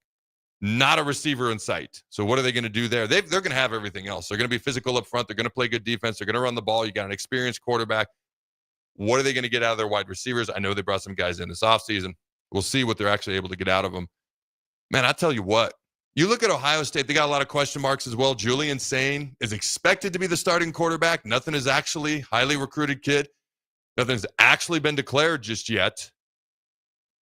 Even though they got a lot of guys who've gone from their top two running backs to quarterback to old linemen that are gone, and both their OC and DC are gone.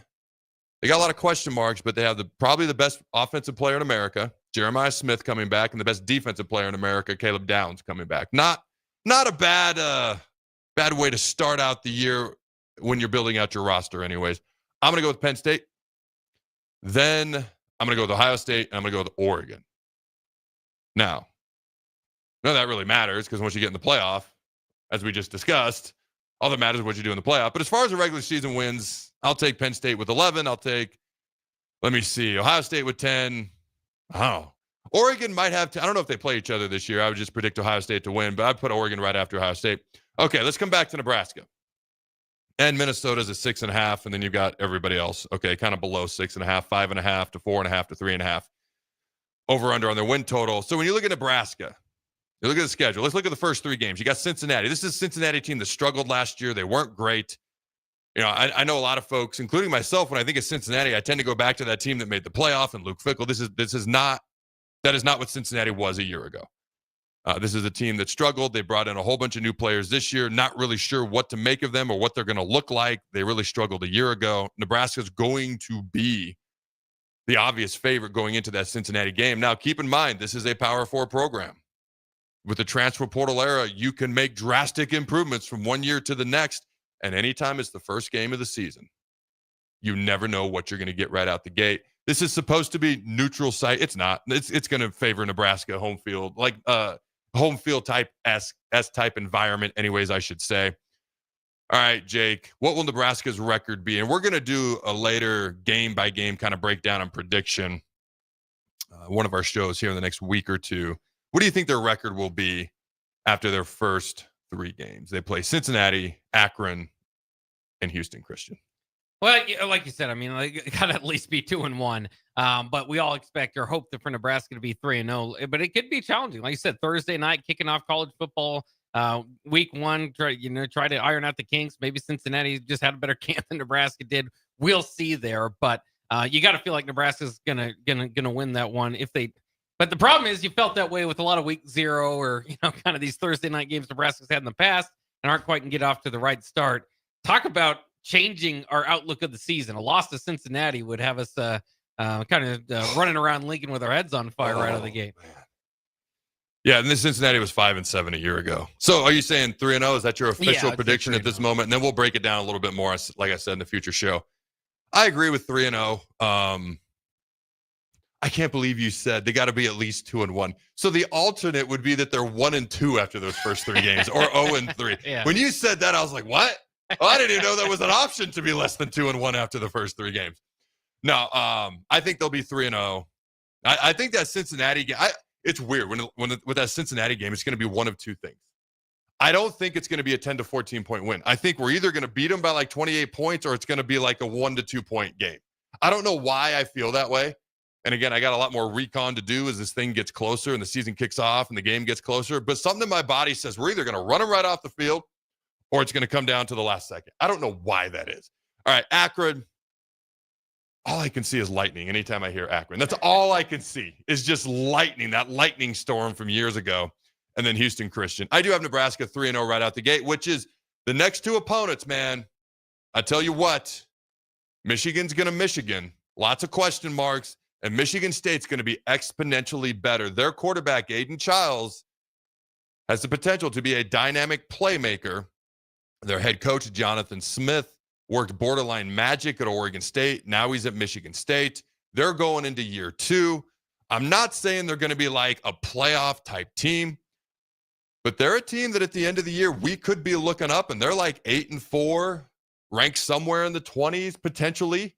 Or maybe they end up like 5-7, and I'm completely wrong here. I just think those are going to be 2 good football teams, 2 physical football teams, 2 well-coached football teams.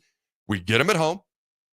Okay, September 20th, Michigan rolls in here. We have a bye week before the Michigan State game, and I do think that's going to help us, and then we get them at home. But as you kind of look at these the Michigan State game, as we sit here, is it still May? In May, way too early. But let's do this anyway. What does your gut tell you about those 2 games? Well, I think, like you said, Michigan State is going to be more of a challenge than maybe some of us see. The very good coach there, Jonathan Smith. They're expected to take a step up in year 2. But Matt Rule, year 3, I mean, you should have the jump start on that even. So you hopefully be able to take care of that. That one, again, is at home. So you should win that one. A lot of people looking at that Michigan game before this whole Sharon Moore thing and said, well, maybe circle that as a loss.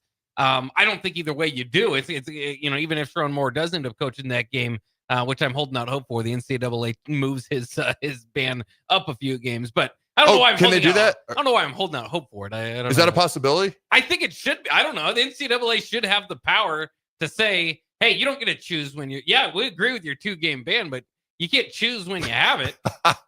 Well, I guess I know it's a possibility. I just kind of figured that is what it is. The only question was the NCAA gonna add more to it? But you're right. Yeah. The NCAA, with what teeny, eensy, weensy, little bitty kind of power they still have left, if they do have any, I think they have a smidgen. They could say, no, you're gonna miss these games instead. So how do you see those games going? Do you see Nebraska 5-0, 3-2, 4-1 after 5 games? Well, listen, I want to go down the old 5-0 route, and they're gonna win the first 7 games and all this sort of stuff, but. If we're fair, I think where Nebraska is at a program, I think a split in those 2 games would be fine. So I think 4-1 at that point would be, for Nebraska's sake, would be pretty good. Oh man, I'm gonna skip to Michigan State real quick. With that Michigan State, you make great points. It's year 3 under Matt Rule. That's his big year. That's his jump year. Jonathan Smith is in year 2. Aiden Childs is coming back. His year 2 is starting a quarterback for them. We got a year 2 starting quarterback. We have a bye week. We're going to be at home. No matter what happens in that Michigan game, we will have had 2 weeks to celebrate, get ready and move on, lick our wounds, get ready and move on, get healthy if we're banged up, get ready and move on. And it's at home.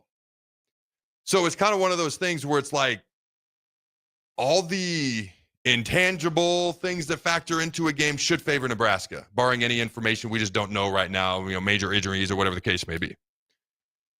That being said, I'm not going to predict that game just yet. You come back to the Michigan game. When you look at all the intangibles, again, we project them not having their head coach, a true freshman quarterback, Nebraska being 3-0. Maybe this game gets moved tonight to a night game. I could see, if Michigan beats Oklahoma, they're 3-0. This could be an electric atmosphere, or maybe we're the big noon kickoff. I don't know. Okay. I guess it would mean we're the big game of the weekend. It is 2 big top 10 brands in the country. Like when you look at the intangible things around both these games, there are things that favor Nebraska. Now you look at Michigan as a whole. They've obviously had more wins, more success, championship. They rose up and beat Alabama soundly, rose up and beat Ohio State again on the road. Like they just find ways to win.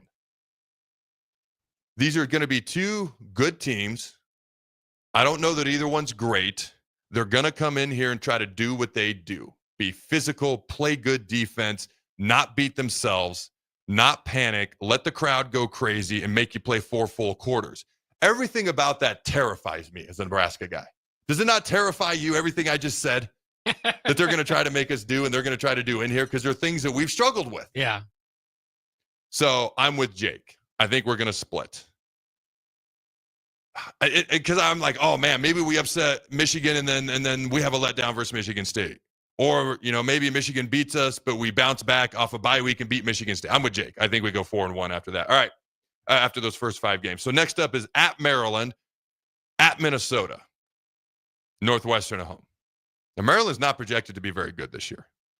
Most people I know are just marking that down as a victory, and that terrifies me, especially when we're going to travel. Well, not 2 time zones, but over halfway across the country to the East Coast. Okay, play them on the road, so you never know what's going to happen there. Minnesota, as we know, 1-7 in our last 8 games, 0-5 in our last 5 games. This is a team that just tends to find a way to beat us, and I don't know how it happens half the time. And the other half, I do know how it happens. And Northwestern at home. Now, this is a Northwestern program that's been really struggling. 3 years ago? They had the Big Ten Coach of the Year, and they somehow had a really good season, much better than anticipated after Pat Fitzgerald was let go. But the 2 years since, they have really struggled. So I've got us beating Northwestern. This is so tough, dude. I did not sit down and think about this beforehand. I did not sit down and be like, hey, I think we're going to win 8 or 9 games. Here's how we get it. I'm literally talking it out as I'm looking at the screen. Something tells me we're going to win 2 out of these 3. I would love if Minnesota's one of those 2. I hope we'll probably be favored in all 3 of these games, although I know we're a 2-point dog as we sit right now versus Minnesota. Something tells me 2 out of these 3. There's going to be games in here where we're very happy afterwards. Maybe we just mollywop Northwestern. Maybe there's a game where we're very frustrated, doesn't go well on the road versus Maryland. I don't know. I'm just going to say 2 out of these 3. So we were 4-1 going in. So what would that make us? 6-2 after 8 games heading into November. This is a very interesting November stretch. Yeah, no, I agree with you. I think, and this is an important stretch. This Maryland, Minnesota, Northwestern game. It's not going to draw the eyeballs, but when we look at it, we're going to get into that important November stretch that you're talking about. But this is kind of the meat and potatoes, if you will, as far as where you're going to end. If you want to be, we talk about this 9-3 stop, this 9-3 or 10-2, and that's going to put you in the playoff conversation. What could draw Nebraska back is a loss to Minnesota. If we kind of go about this, so I would say, but where Nebraska is as a program, still kind of waiting to see it on the field. Again, kind of leaning in their direction in some of these cases. But I can't do it against Minnesota anymore. 5 straight losses. A lot of these games, Nebraska was favored going in. So I'm going to give PJ Fleck the benefit of the doubt there and go with the 2-1 stretch as well with Nebraska with the edges over Northwestern and Maryland. Dude. So after 8 games, let me ask you a question. If after 8 games, we're sitting here at 6-2. with a loss to either Michigan or Michigan State and a loss to Minnesota, will Husker fans be happy, or are they going to be mad that we lost to Minnesota again? I think they would generally be happy. Obviously, kind of get into that. I mean, at that point in the season, I know it was kind of like this last year, but you're already kind of bowl eligible and kind of got that out of the way. Now you can kind of focus on bigger and brighter things. Again, that kind of happened last year and installed. But I think that's good. At the same time, when we're kind of leaning toward, okay, well, you lose to Michigan, maybe you lose to Minnesota. At some point, Nebraska's got to break out of the funk and get quality wins as well. Not just like, Yes. well, they'll play close against this good team, beat the teams they should. So happy, I think Nebraska fans would be happy at 6-2, but maybe it wouldn't be, throw a parade quite yet. No parades. Okay. I'm with you, though. I think it'd be like, oh, all right, we still got work to do, if it was Minnesota. I mean, if we lose at Maryland, people aren't going to be happy. If we lose at home to Northwestern, people aren't going to be happy. So 6-2 as an overall whole, I think would be good. It depends on how those losses look, too, as well. So we're going to come back and chat about the month of November when we return. This is an insanely intriguing month. November 1st, USC at home. November 8th, at UCLA with Nico Iamaleava. Got a bye week in here. Then we go to Penn State, who could be a top 1 or 2 or 3 team in the country. And then at home versus our good buddies from Iowa. All right. Have we got anything off the text line real quick? Somebody's upset that we use the term home and home. So there is that. But other than that, not too much. There was someone that said should be a 5.5 win total. Got to prove it on the field. Been a Husker fan since 2013 when I moved here, so I can only handle so much hype Kool-Aid. Home and home. I don't understand. What's wrong with that? He's saying it'd be labeled home and away, from your perspective, because the home and home obviously is a home for one team and then home for the next team the next year. But who'd we say that against? I don't know. That's a term just in college football in general that he's upset about. I think it's not so much us. Semantics. All right. Don't go anywhere, ladies and gentlemen. We'll be right back. Take control of your health with the DASH scan at Advanced Medical Imaging. The DASH scan is a full-body MRI designed for advanced health screening. This dynamic approach provides exceptionally sharp images across multiple organ systems, helping to detect potential concerns early. With minimal radiation and no invasive procedures, the DASH scan offers a safe, comprehensive look at your health. Plus, results are delivered faster than ever, giving both patients and physicians confidence in screening and diagnosis. Your health is too important to wait. Schedule your DASH scan today at Advanced Medical Imaging. Visit amimaging.com or call 402-484-6677 to learn more. This is Bill Mitchner, Executive Director of Lincoln Lighthouse. Did you know Lighthouse provides multiple programs for students such as one-on-one tutoring and mentoring, as well as pro-social skill exercises, while providing them a nourishing meal and a safe space during all months of the year, even during school breaks? Learn more or contribute to Lighthouse at lincolnlighthouse.org today.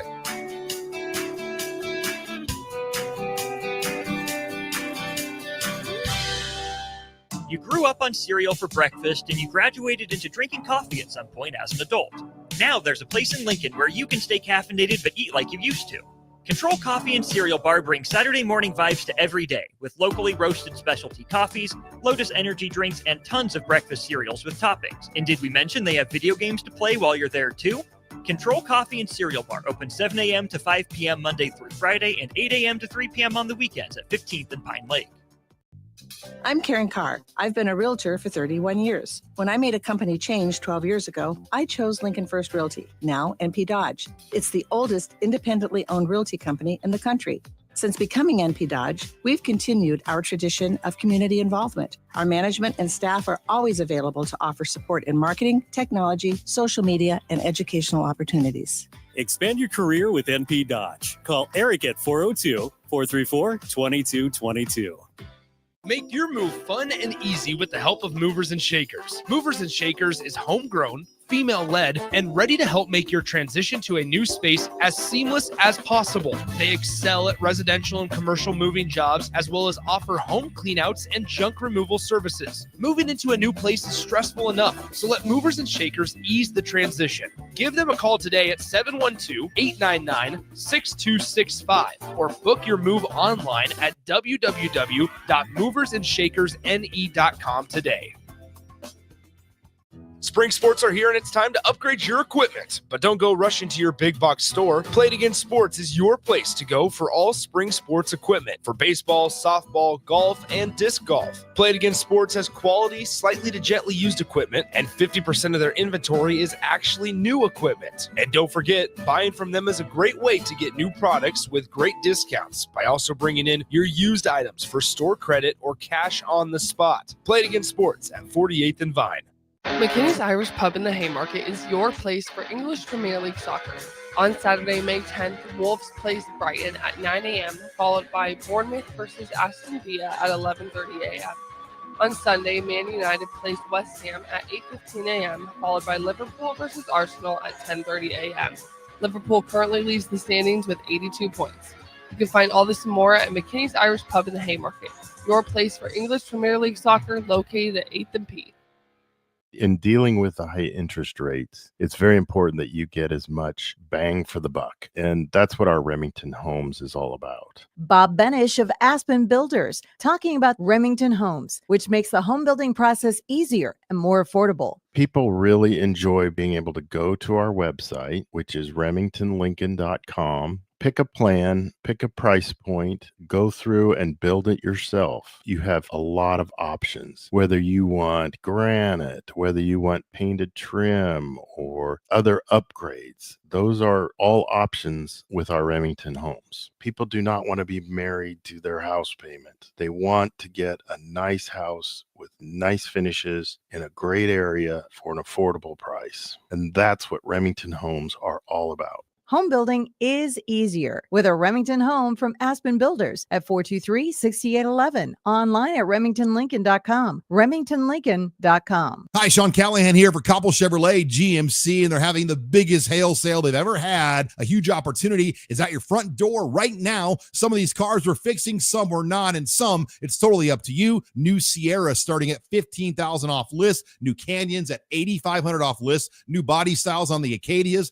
$3,000 off list. You need to hurry as there's going to be a lot of people heading to Louisville. Check us out at coppellcars.com. Stock numbers G121492, G187747, and G196599. Are you looking for an exciting new way to put your skills to work? Explore new career options in the fintech industry at Currency, a Sandhills Global company. We offer full-time positions in financial sales, compliance, operations, and other fields. We also offer a 4.5-day work week, an attractive benefits package, and opportunities for advancement. Put your motivation to work and grow with us at Currency. Visit gocurrency.com/careers to learn more. Empower a child today with the Teammates Mentoring Program. Hope is only a conversation away when you choose to share your talent, time, and heart with a child. Together, you can build a relationship based on strengths and chart a brighter future, 1 week at a time. Find out how you can be a mentor by visiting LincolnTeammates.org. Become what you needed as a kid by joining the Teammates Mentoring Program today. This is the Adam Carriker Show on 93.7 The Ticket and theticketfm.com.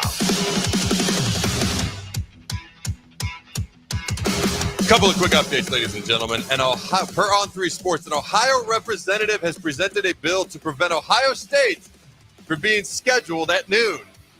The bill would prevent games from beginning before 3:30 when a state university is involved, except for Michigan. Even they're sick of the big noon kickoff games. All right, I was just sent this list per the Big Ten Huddle on X. ESPN's offseason rankings of all Big Ten teams, offseason champions style. Number 1 is Penn State. Number 2 is Oregon. Number 3 is Illinois. Number 4, Indiana. Number 5, Ohio State. Shouldn't they be dead last? They just won a national title. So as far as offseason, I don't know. How does that work? I guess you can still win the offseason and the season. I guess. So why aren't they number 1 then? Man, I flip-flop quick on that one. Nebraska at 6. Okay, I'm just going to be real. This seems low. I feel like we should be higher on this list. And that's not even meant to be like a jab or entertaining or a compliment. Like, we're the off-season national champs 10-year running. I mean, you got to recognize this, ladies and gentlemen. All right, and I don't know if you knew this. Way back in yesteryear, I'm staring at something from November 9th, 1918. Nebraska football had a rivalry with the Omaha Balloon. Speaking of rivalries to bring back, Omaha Balloon is all it says. The 1918 Huskers ended a 5-week layoff forced by the Spanish influenza pandemic. But they shut out the Omaha Balloon School team, studded with college players from such schools as West Virginia, Georgia, Penn, Washington, Penn State. So basically, they loaded up this entire team, and we still beat them. I don't know. It says Washington Balloon School. We need to bring back this rivalry. All right, the game with the Army trainees from Fort Omaha was arranged after Nebraska's November 2nd game at Missouri was canceled because of the deadly flu outbreak. It was a colorful Saturday in Lincoln. Oh, the whole balloon thing. Here we go.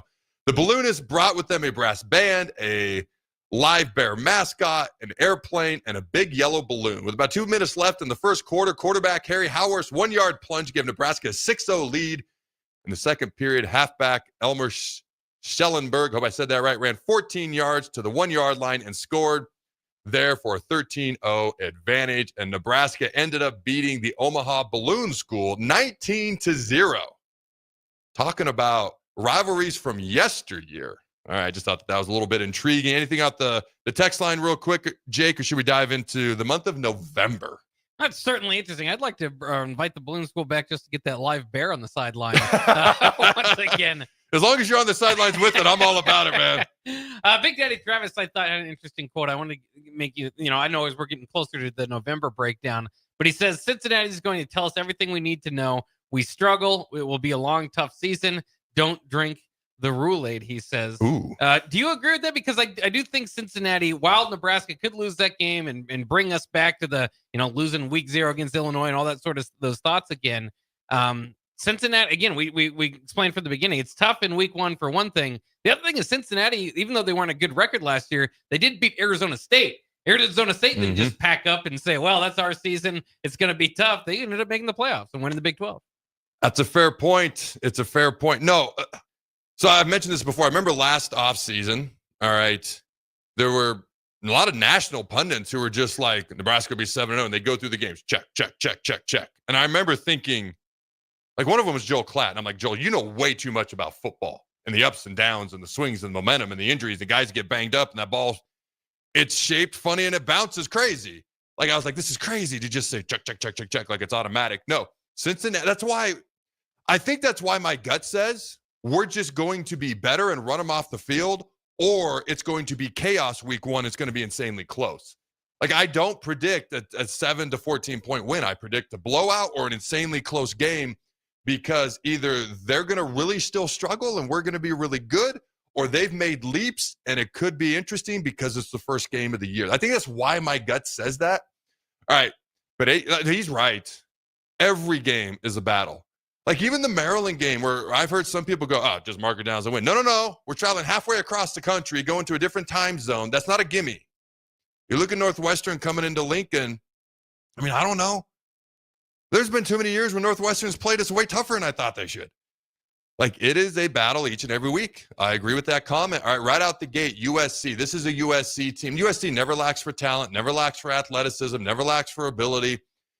Jaden Maeva, their starting quarterback, has got all the talent in the world. You don't see him on any of the preseason top 5 Big Ten quarterback lists, but he's got the talent to be top 3. I think one thing that hurts him is they lost their top 5 pass catchers from last year, so they don't know what to make of that. The guys who are kind of doing these rankings and over-under win totals, I think USC is at 7.5, I mentioned earlier. USC coming to Lincoln is going to be a big-time game, no matter what the records are. And I do predict we're going to have a winning record at that point, and just USC coming in is going to be big time for Husker fans. The next week out at UCLA with Nico Iamaleava. It's going to be interesting. It's going to be intriguing. Obviously, it's at Pasadena and the Rose Bowl, so that's always fun. We kind of have a little bit of a short, fun history with UCLA over the years, I would say. All right. You got Penn State. You got a bye week going to Penn State. Who knows what their record's going to be? Who knows what we're going to be? If we're sitting there at 7-3, 8-2, 6-4, I think it's safe to say they're maybe have 1 or 2 losses. They don't lose to teams they're not supposed to. It's the Ohio State and Michigans of the world that tend to get them. So Penn State's probably at worst going to be a top 10 team. Very likely it could be anywhere 1 through 5. And we're probably going to be a dog in that game by a decent amount of points. But that's a game, again, a bye week. We led Ohio State with 7 minutes to go in Columbus last year. Let me say that again. We were ahead of the eventual national champions on the road with 7 minutes to go in the game last year. It's on our fingertips, even though it feels so far away at times. The ability to win big games and get marquee wins, like Jake mentioned earlier. So I'm going to go those 3 games. So I've got a 6-2 rolling into this. And again, I didn't sit down and be like, we're going to win this game, lose this game before the show. I'm literally doing it live on air. And I didn't say, hey, I'm going to have this predetermined 8-win total, 9-win total, 6-win total. It's literally just adding up as we're going. Out of those 3 games, so I got a 6-2 coming in. Man, I tell you what. Oh, I might get daggers sent my way. Something tells me 1-2 out of those 3. Something tells me 1-2. What's interesting is the one I like us to win the most actually is USC at home, which means we lose to UCLA on the road. I don't know. Deshaun Foster seems to be doing a good job out there too. And if Nico Iamaleava plays up to his physical potential, he's a first-round pick. If he doesn't, it's more of what Tennessee got last year. I got us going 1-2, which would put us at 7-4 at that point on the year. What do you got, Jake? Yeah, I kind of thinking similar there. I mean, USC, you look at them, that's going to be a tough game. You look at their stretch of games, though, before that. They're going to have the bye week going into that Nebraska game. So that's going to help them out. But their schedule goes Michigan, at Notre Dame, bye week Nebraska. So they got a nice couple weeks of a lot of brand names there and big TV games there for them. But in any case, they lost 6 games last year. They did beat LSU. They did beat A&M. And 5 of their 6 losses were by 1 possession. So I think USC is a little bit better maybe than that record would indicate. And I think they're going to be tough. So, I mean, I kind of reverse that. I would think that the loss might come to USC at home. I think they could take care of UCLA on the road. And then Penn State, obviously, you got to favor the Nittany Lions in that one right now. So basically, we did not talk before this, did we? No. To be clear, you have them 7-4 as well after 11 games. Interesting. All right. Especially interesting considering the win total is at 7.5, and we got one more game left. I know. We're right there. You make a good point about USC because I remember we were 2-4 in 1-score games last year, and all the 1-score games have haunted Nebraska. For a millennia it seems. USC was 1-5, as you pointed out. I remember they lost. What was the last play of the game? 4th and goal, 3rd and goal. Minnesota ran it in Minneapolis. Beat them on the last play of the game, ran it in for a touchdown. Like, USC was right there so many times as well.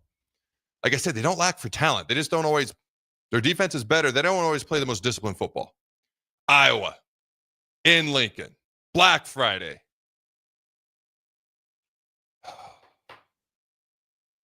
There are a few games before we sat down here I knew in my head what I was going to predict. Like, I knew I had us beating Akron and Houston Christian. I kind of had to talk through Michigan State a little bit. In the back of my head, we beat Iowa a couple years ago pretty soundly on their home field. Now, it was 24-0 in the beginning, and they came back and made it interesting. Last year, we outplayed them so bad. And I know. We find ways to lose. Special teams, turnovers, things just seem to happen at the wrong time. Adam, we're snake bitten. At some point, it's got to change, doesn't it? You were supposed to say yes, Jake. You left me hanging. Oh, okay. You still haven't said yeah. Well, now I don't feel better at all. I'm going to predict us to beat Iowa. It does help that we're getting them at home. Okay, we will have had a bye week just 2 weeks earlier before we go out to Happy Valley. So we should be pretty healthy. I'm going to predict us to beat Iowa at home on our home field. I think it goes beyond just having more talent. I think Matt Rule's going to help make us a better football team now. 8-4 after 12 regular season games. So I guess as far as Nebraska's 7.5 win total per ESPN going into the season this year, I guess I'm taking the over. 8-4 Nebraska. What do you got? Well, I mean, I do think it'll happen this way. It seems to always come down to Iowa, no matter what sport it is, to kind of figure out if Nebraska's going to have a successful season by our measurements or not. And I do think 8 wins is the goal this year. Yes, 7 would be a step up from last year's regular season, but not as much of a jump as we'd like it to be.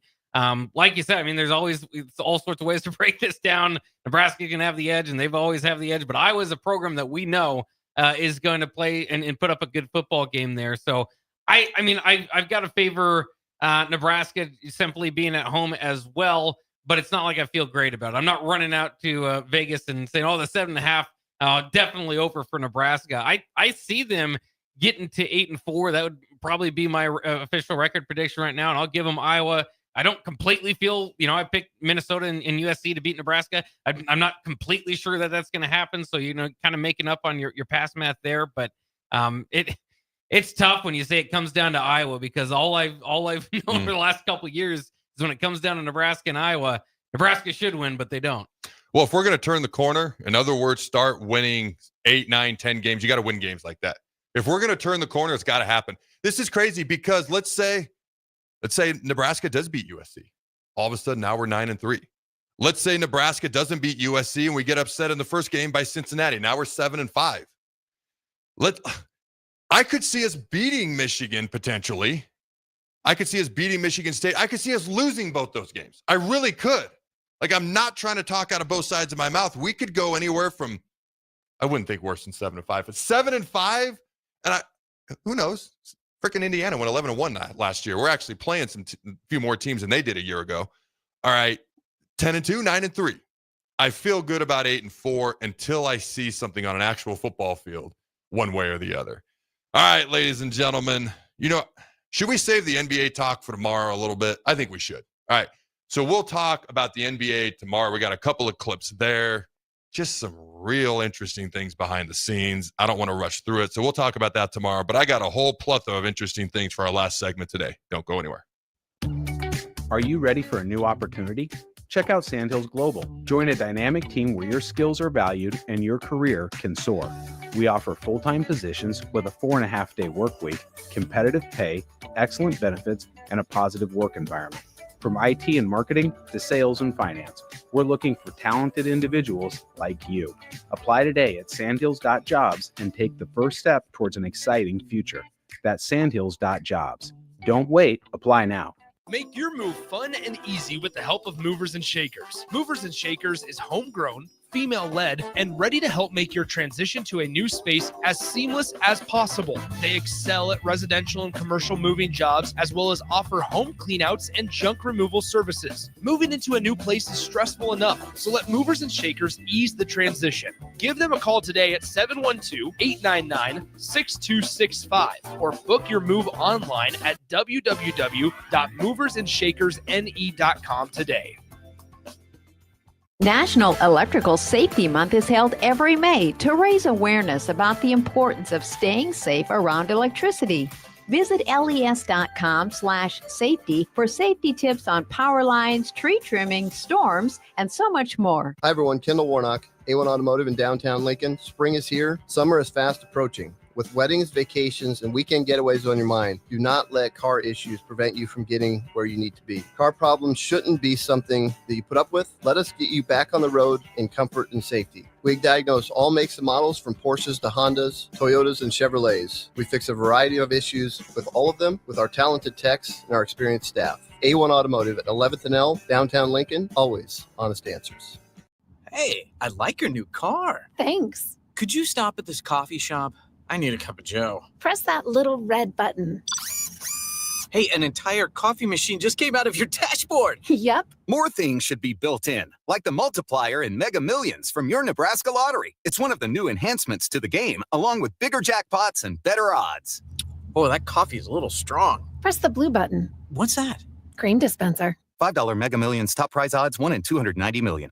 Memorial Day is coming up quickly, and you know what that means. Grilling season. You know what's more embarrassing than an overcooked piece of meat? A dirty, disgusting, and grimy grill.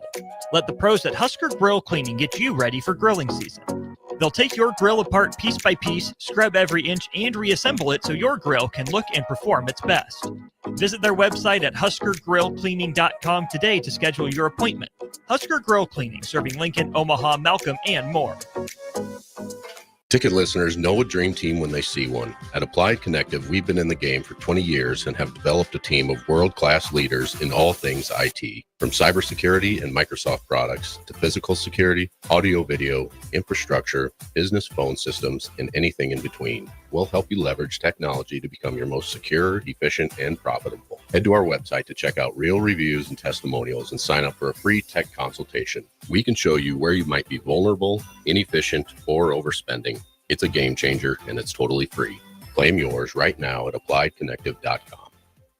In dealing with the high interest rates, it's very important that you get as much bang for the buck. And that's what our Remington Homes is all about. Bob Benish of Aspen Builders, talking about Remington Homes, which makes the home building process easier and more affordable. People really enjoy being able to go to our website, which is remingtonlincoln.com, pick a plan, pick a price point, go through and build it yourself. You have a lot of options, whether you want granite, whether you want painted trim or other upgrades. Those are all options with our Remington Homes. People do not want to be married to their house payment. They want to get a nice house with nice finishes in a great area for an affordable price. And that's what Remington Homes are all about. Home building is easier with a Remington home from Aspen Builders at 423-6811. Online at remingtonlincoln.com. remingtonlincoln.com. Chorizo Construction is now hiring for skilled craftsmen, steel erectors, concrete workers, and general laborers. Chorizo Construction offers great benefits like premium wages, health and dental insurance, paid holidays and vacation, 401k with company match, life insurance, and disability insurance. They pride themselves on a legacy of 40 years built on integrity and trust. Joining their team means becoming part of a family that values hard work, dedication, and mutual respect. Apply today at Schwizo.com. That's SCHWISOW.com. At Farm Bureau Financial Services, we strive to provide you with the right coverages for all your insurance needs by taking the time to meet with you and review what coverages best fit your needs. So whether you're in the market for home, auto, farm, business, life, or a combination of any of these coverages, we can help with making sure you, your family, or your business have the right coverage based on your individual needs. If you would like to review your insurance needs, please contact Ben Spurt with Farm Bureau Financial Services at 402-217-9945 or through email at ben.spurt@fbfs.com. In every office, there's two types of people. There are those who bring in bagels and those who eat the bagels that someone else brought in. Everybody likes the first person. Be that first person. Weekday mornings at 7:30, you have a chance to win a business box of bagels from Bagels & Joe. All you have to do is shut up, Sipple. 2 questions for you, 2 for Sip. Win, and the bagels are yours. Lose, well, you don't want to lose. You lost Monday, you lost Wednesday, you're a loser. Shut up, Sipple. Weekday mornings at 7:30, brought to you by Bagels & Joe. This is the Adam Carriker Show on 93.7 The Ticket and theticketfm.com. Boom! Welcome back, ladies and gentlemen, to the Adam Carriker Show here on 93.7. We've got about a 5-minute sports roundup right off the top. He who shall not be named, legendary. I did not write this. This is per MLF off of X. Legendary offensive line coach Bill Callahan created a special blocking sled called Bertha, love the name, that is 380 pounds, and it only moves if it is hit properly. I love everything about the Bertha sled. There's a video of guys trying to move it. Some can, some cannot. If you didn't know, Jordy Ball is a top 10 finalist for the 2025 USA Softball Collegiate Player of the Year Award. Good luck to the softball team this Friday as they take on UConn. Good luck to Jordy Ball. I may be biased, but she's top 10 in the entire country in batting average, top 10 in the entire country in ERA. She's got to be a favorite to win that award. This is insane. All right, Auburn player Johnny Broom, basketball player. So I'm looking at a picture. It doesn't say height or weight or anything. Okay, it looks like he's about 6'6", maybe 220. Desmond Watson, the 400-plus defensive lineman from Florida. You know who I'm talking about? Yeah. He has a 25-inch vertical leap. Johnny Broom, 24.5. What does he weigh? So Johnny Broom is 6'10", 240. 240. So he's outweighed by almost 200 pounds. I'm telling you, that Desmond Watson from Florida, keep your eye on him. Who was that big Packer guy from back in the day? Gilbert Brown? Oh, dude. He's like another yeah. Gilbert Brown. Keep your eye on him. A couple of recruiting updates. 4-star cornerback Danny Odom is down to 8 schools. All right. This is a big-time potential recruit, 6'2", highly sought after. Nebraska's among those 8 schools. Oklahoma, Miami, Georgia, Nebraska, Syracuse, Clemson, Penn State, and Florida. Also, Nebraska is set to host 7 offensive linemen during the month of June as well, trying to build up those trenches. Did you see this, Jake? Just in, Major League Baseball has reinstated Pete Rose and Shoeless Joe Jackson, who were previously kicked out of Sports Hall of Fame for gambling. What are your thoughts on those two getting back in? Yeah, or getting in? It's something that's been, for the Pete Rose crowd, has been waiting for decades for. It's just interesting because the ruling is based on the fact that they passed away, and more specifically, Pete Rose passed away last year. Obviously, the Black Sox scandal has been long before that, but that's what I find most interesting about it, is like it's a lifetime punishment, and then once you're done, then the lifetime punishment is lifted. That is very interesting. I have a little harder time with shoeless Joe Jackson. Obviously, this is before my time, but like if you threw a World Series, that's hard for me to deal with. He's so a to top speak. 5 batting average of all time, though. Oh, I'm not doubting the on the field success. All right, you probably heard about this, but Cam Jurgens. All right, Beatrice announced it will rename the field, their local field there, for former Husker and Super Bowl champion Cam Jurgens. That is pretty cool. Nebraska Wesleyan softball, my sister's alma mater. She did track there, held a couple of school records back in the day. Nebraska Wesleyan softball has won a school record 31 games and is heading to the NCAA D3 tournament. Last thing I got before we get out of here. You've probably seen the videos of the number 5 overall pick, Cleveland Browns, Mason Graham, kind of having maybe not looking the most impressive in some of these drills during mini camp so far. All right, a video surfaced of him throwing up in between plays during one of their mini camps, and somebody kind of quote tweeted, said, "Welcome to the NFL, Mason Graham." Oh, man, it's tough because when you're training for the draft, it is not training for football. When you're training for the combine, it's almost like track training. I felt like I got worse at football while I was training for the combine. I really did. So then all of a sudden, a week or two later, you're in these mini camps, and it's just, you have to do this in order to get drafted as highly as possible, train for the combine. But then maybe you're not the best prepared for football, which he will have the whole summer to get there. All right, the last thing of the day, actually, one more thing. Huskers track and field heads to Eugene this week in the hunt for individual and team titles at the 2025 Big Ten Outdoor Championships. Action begins on Friday at 2 p.m. for combined field events. All right. With 9 Husker men ranked in the top 5 of the conference entering the weekend, they look to repeat as victors and earn their 3rd straight championship. The women currently have 7 athletes ranked in the top 5 of the Big Ten as they work to improve on last year's 2nd place team finish. This will take place May 16th through 18th in Eugene. Good luck. Go Big Red Nose. Remember to throw the bombs.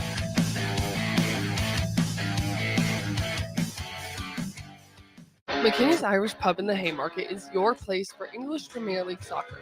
On Saturday, May 10th, Wolves plays Brighton at 9 a.m., followed by Bournemouth versus Aston Villa at 11:30 a.m.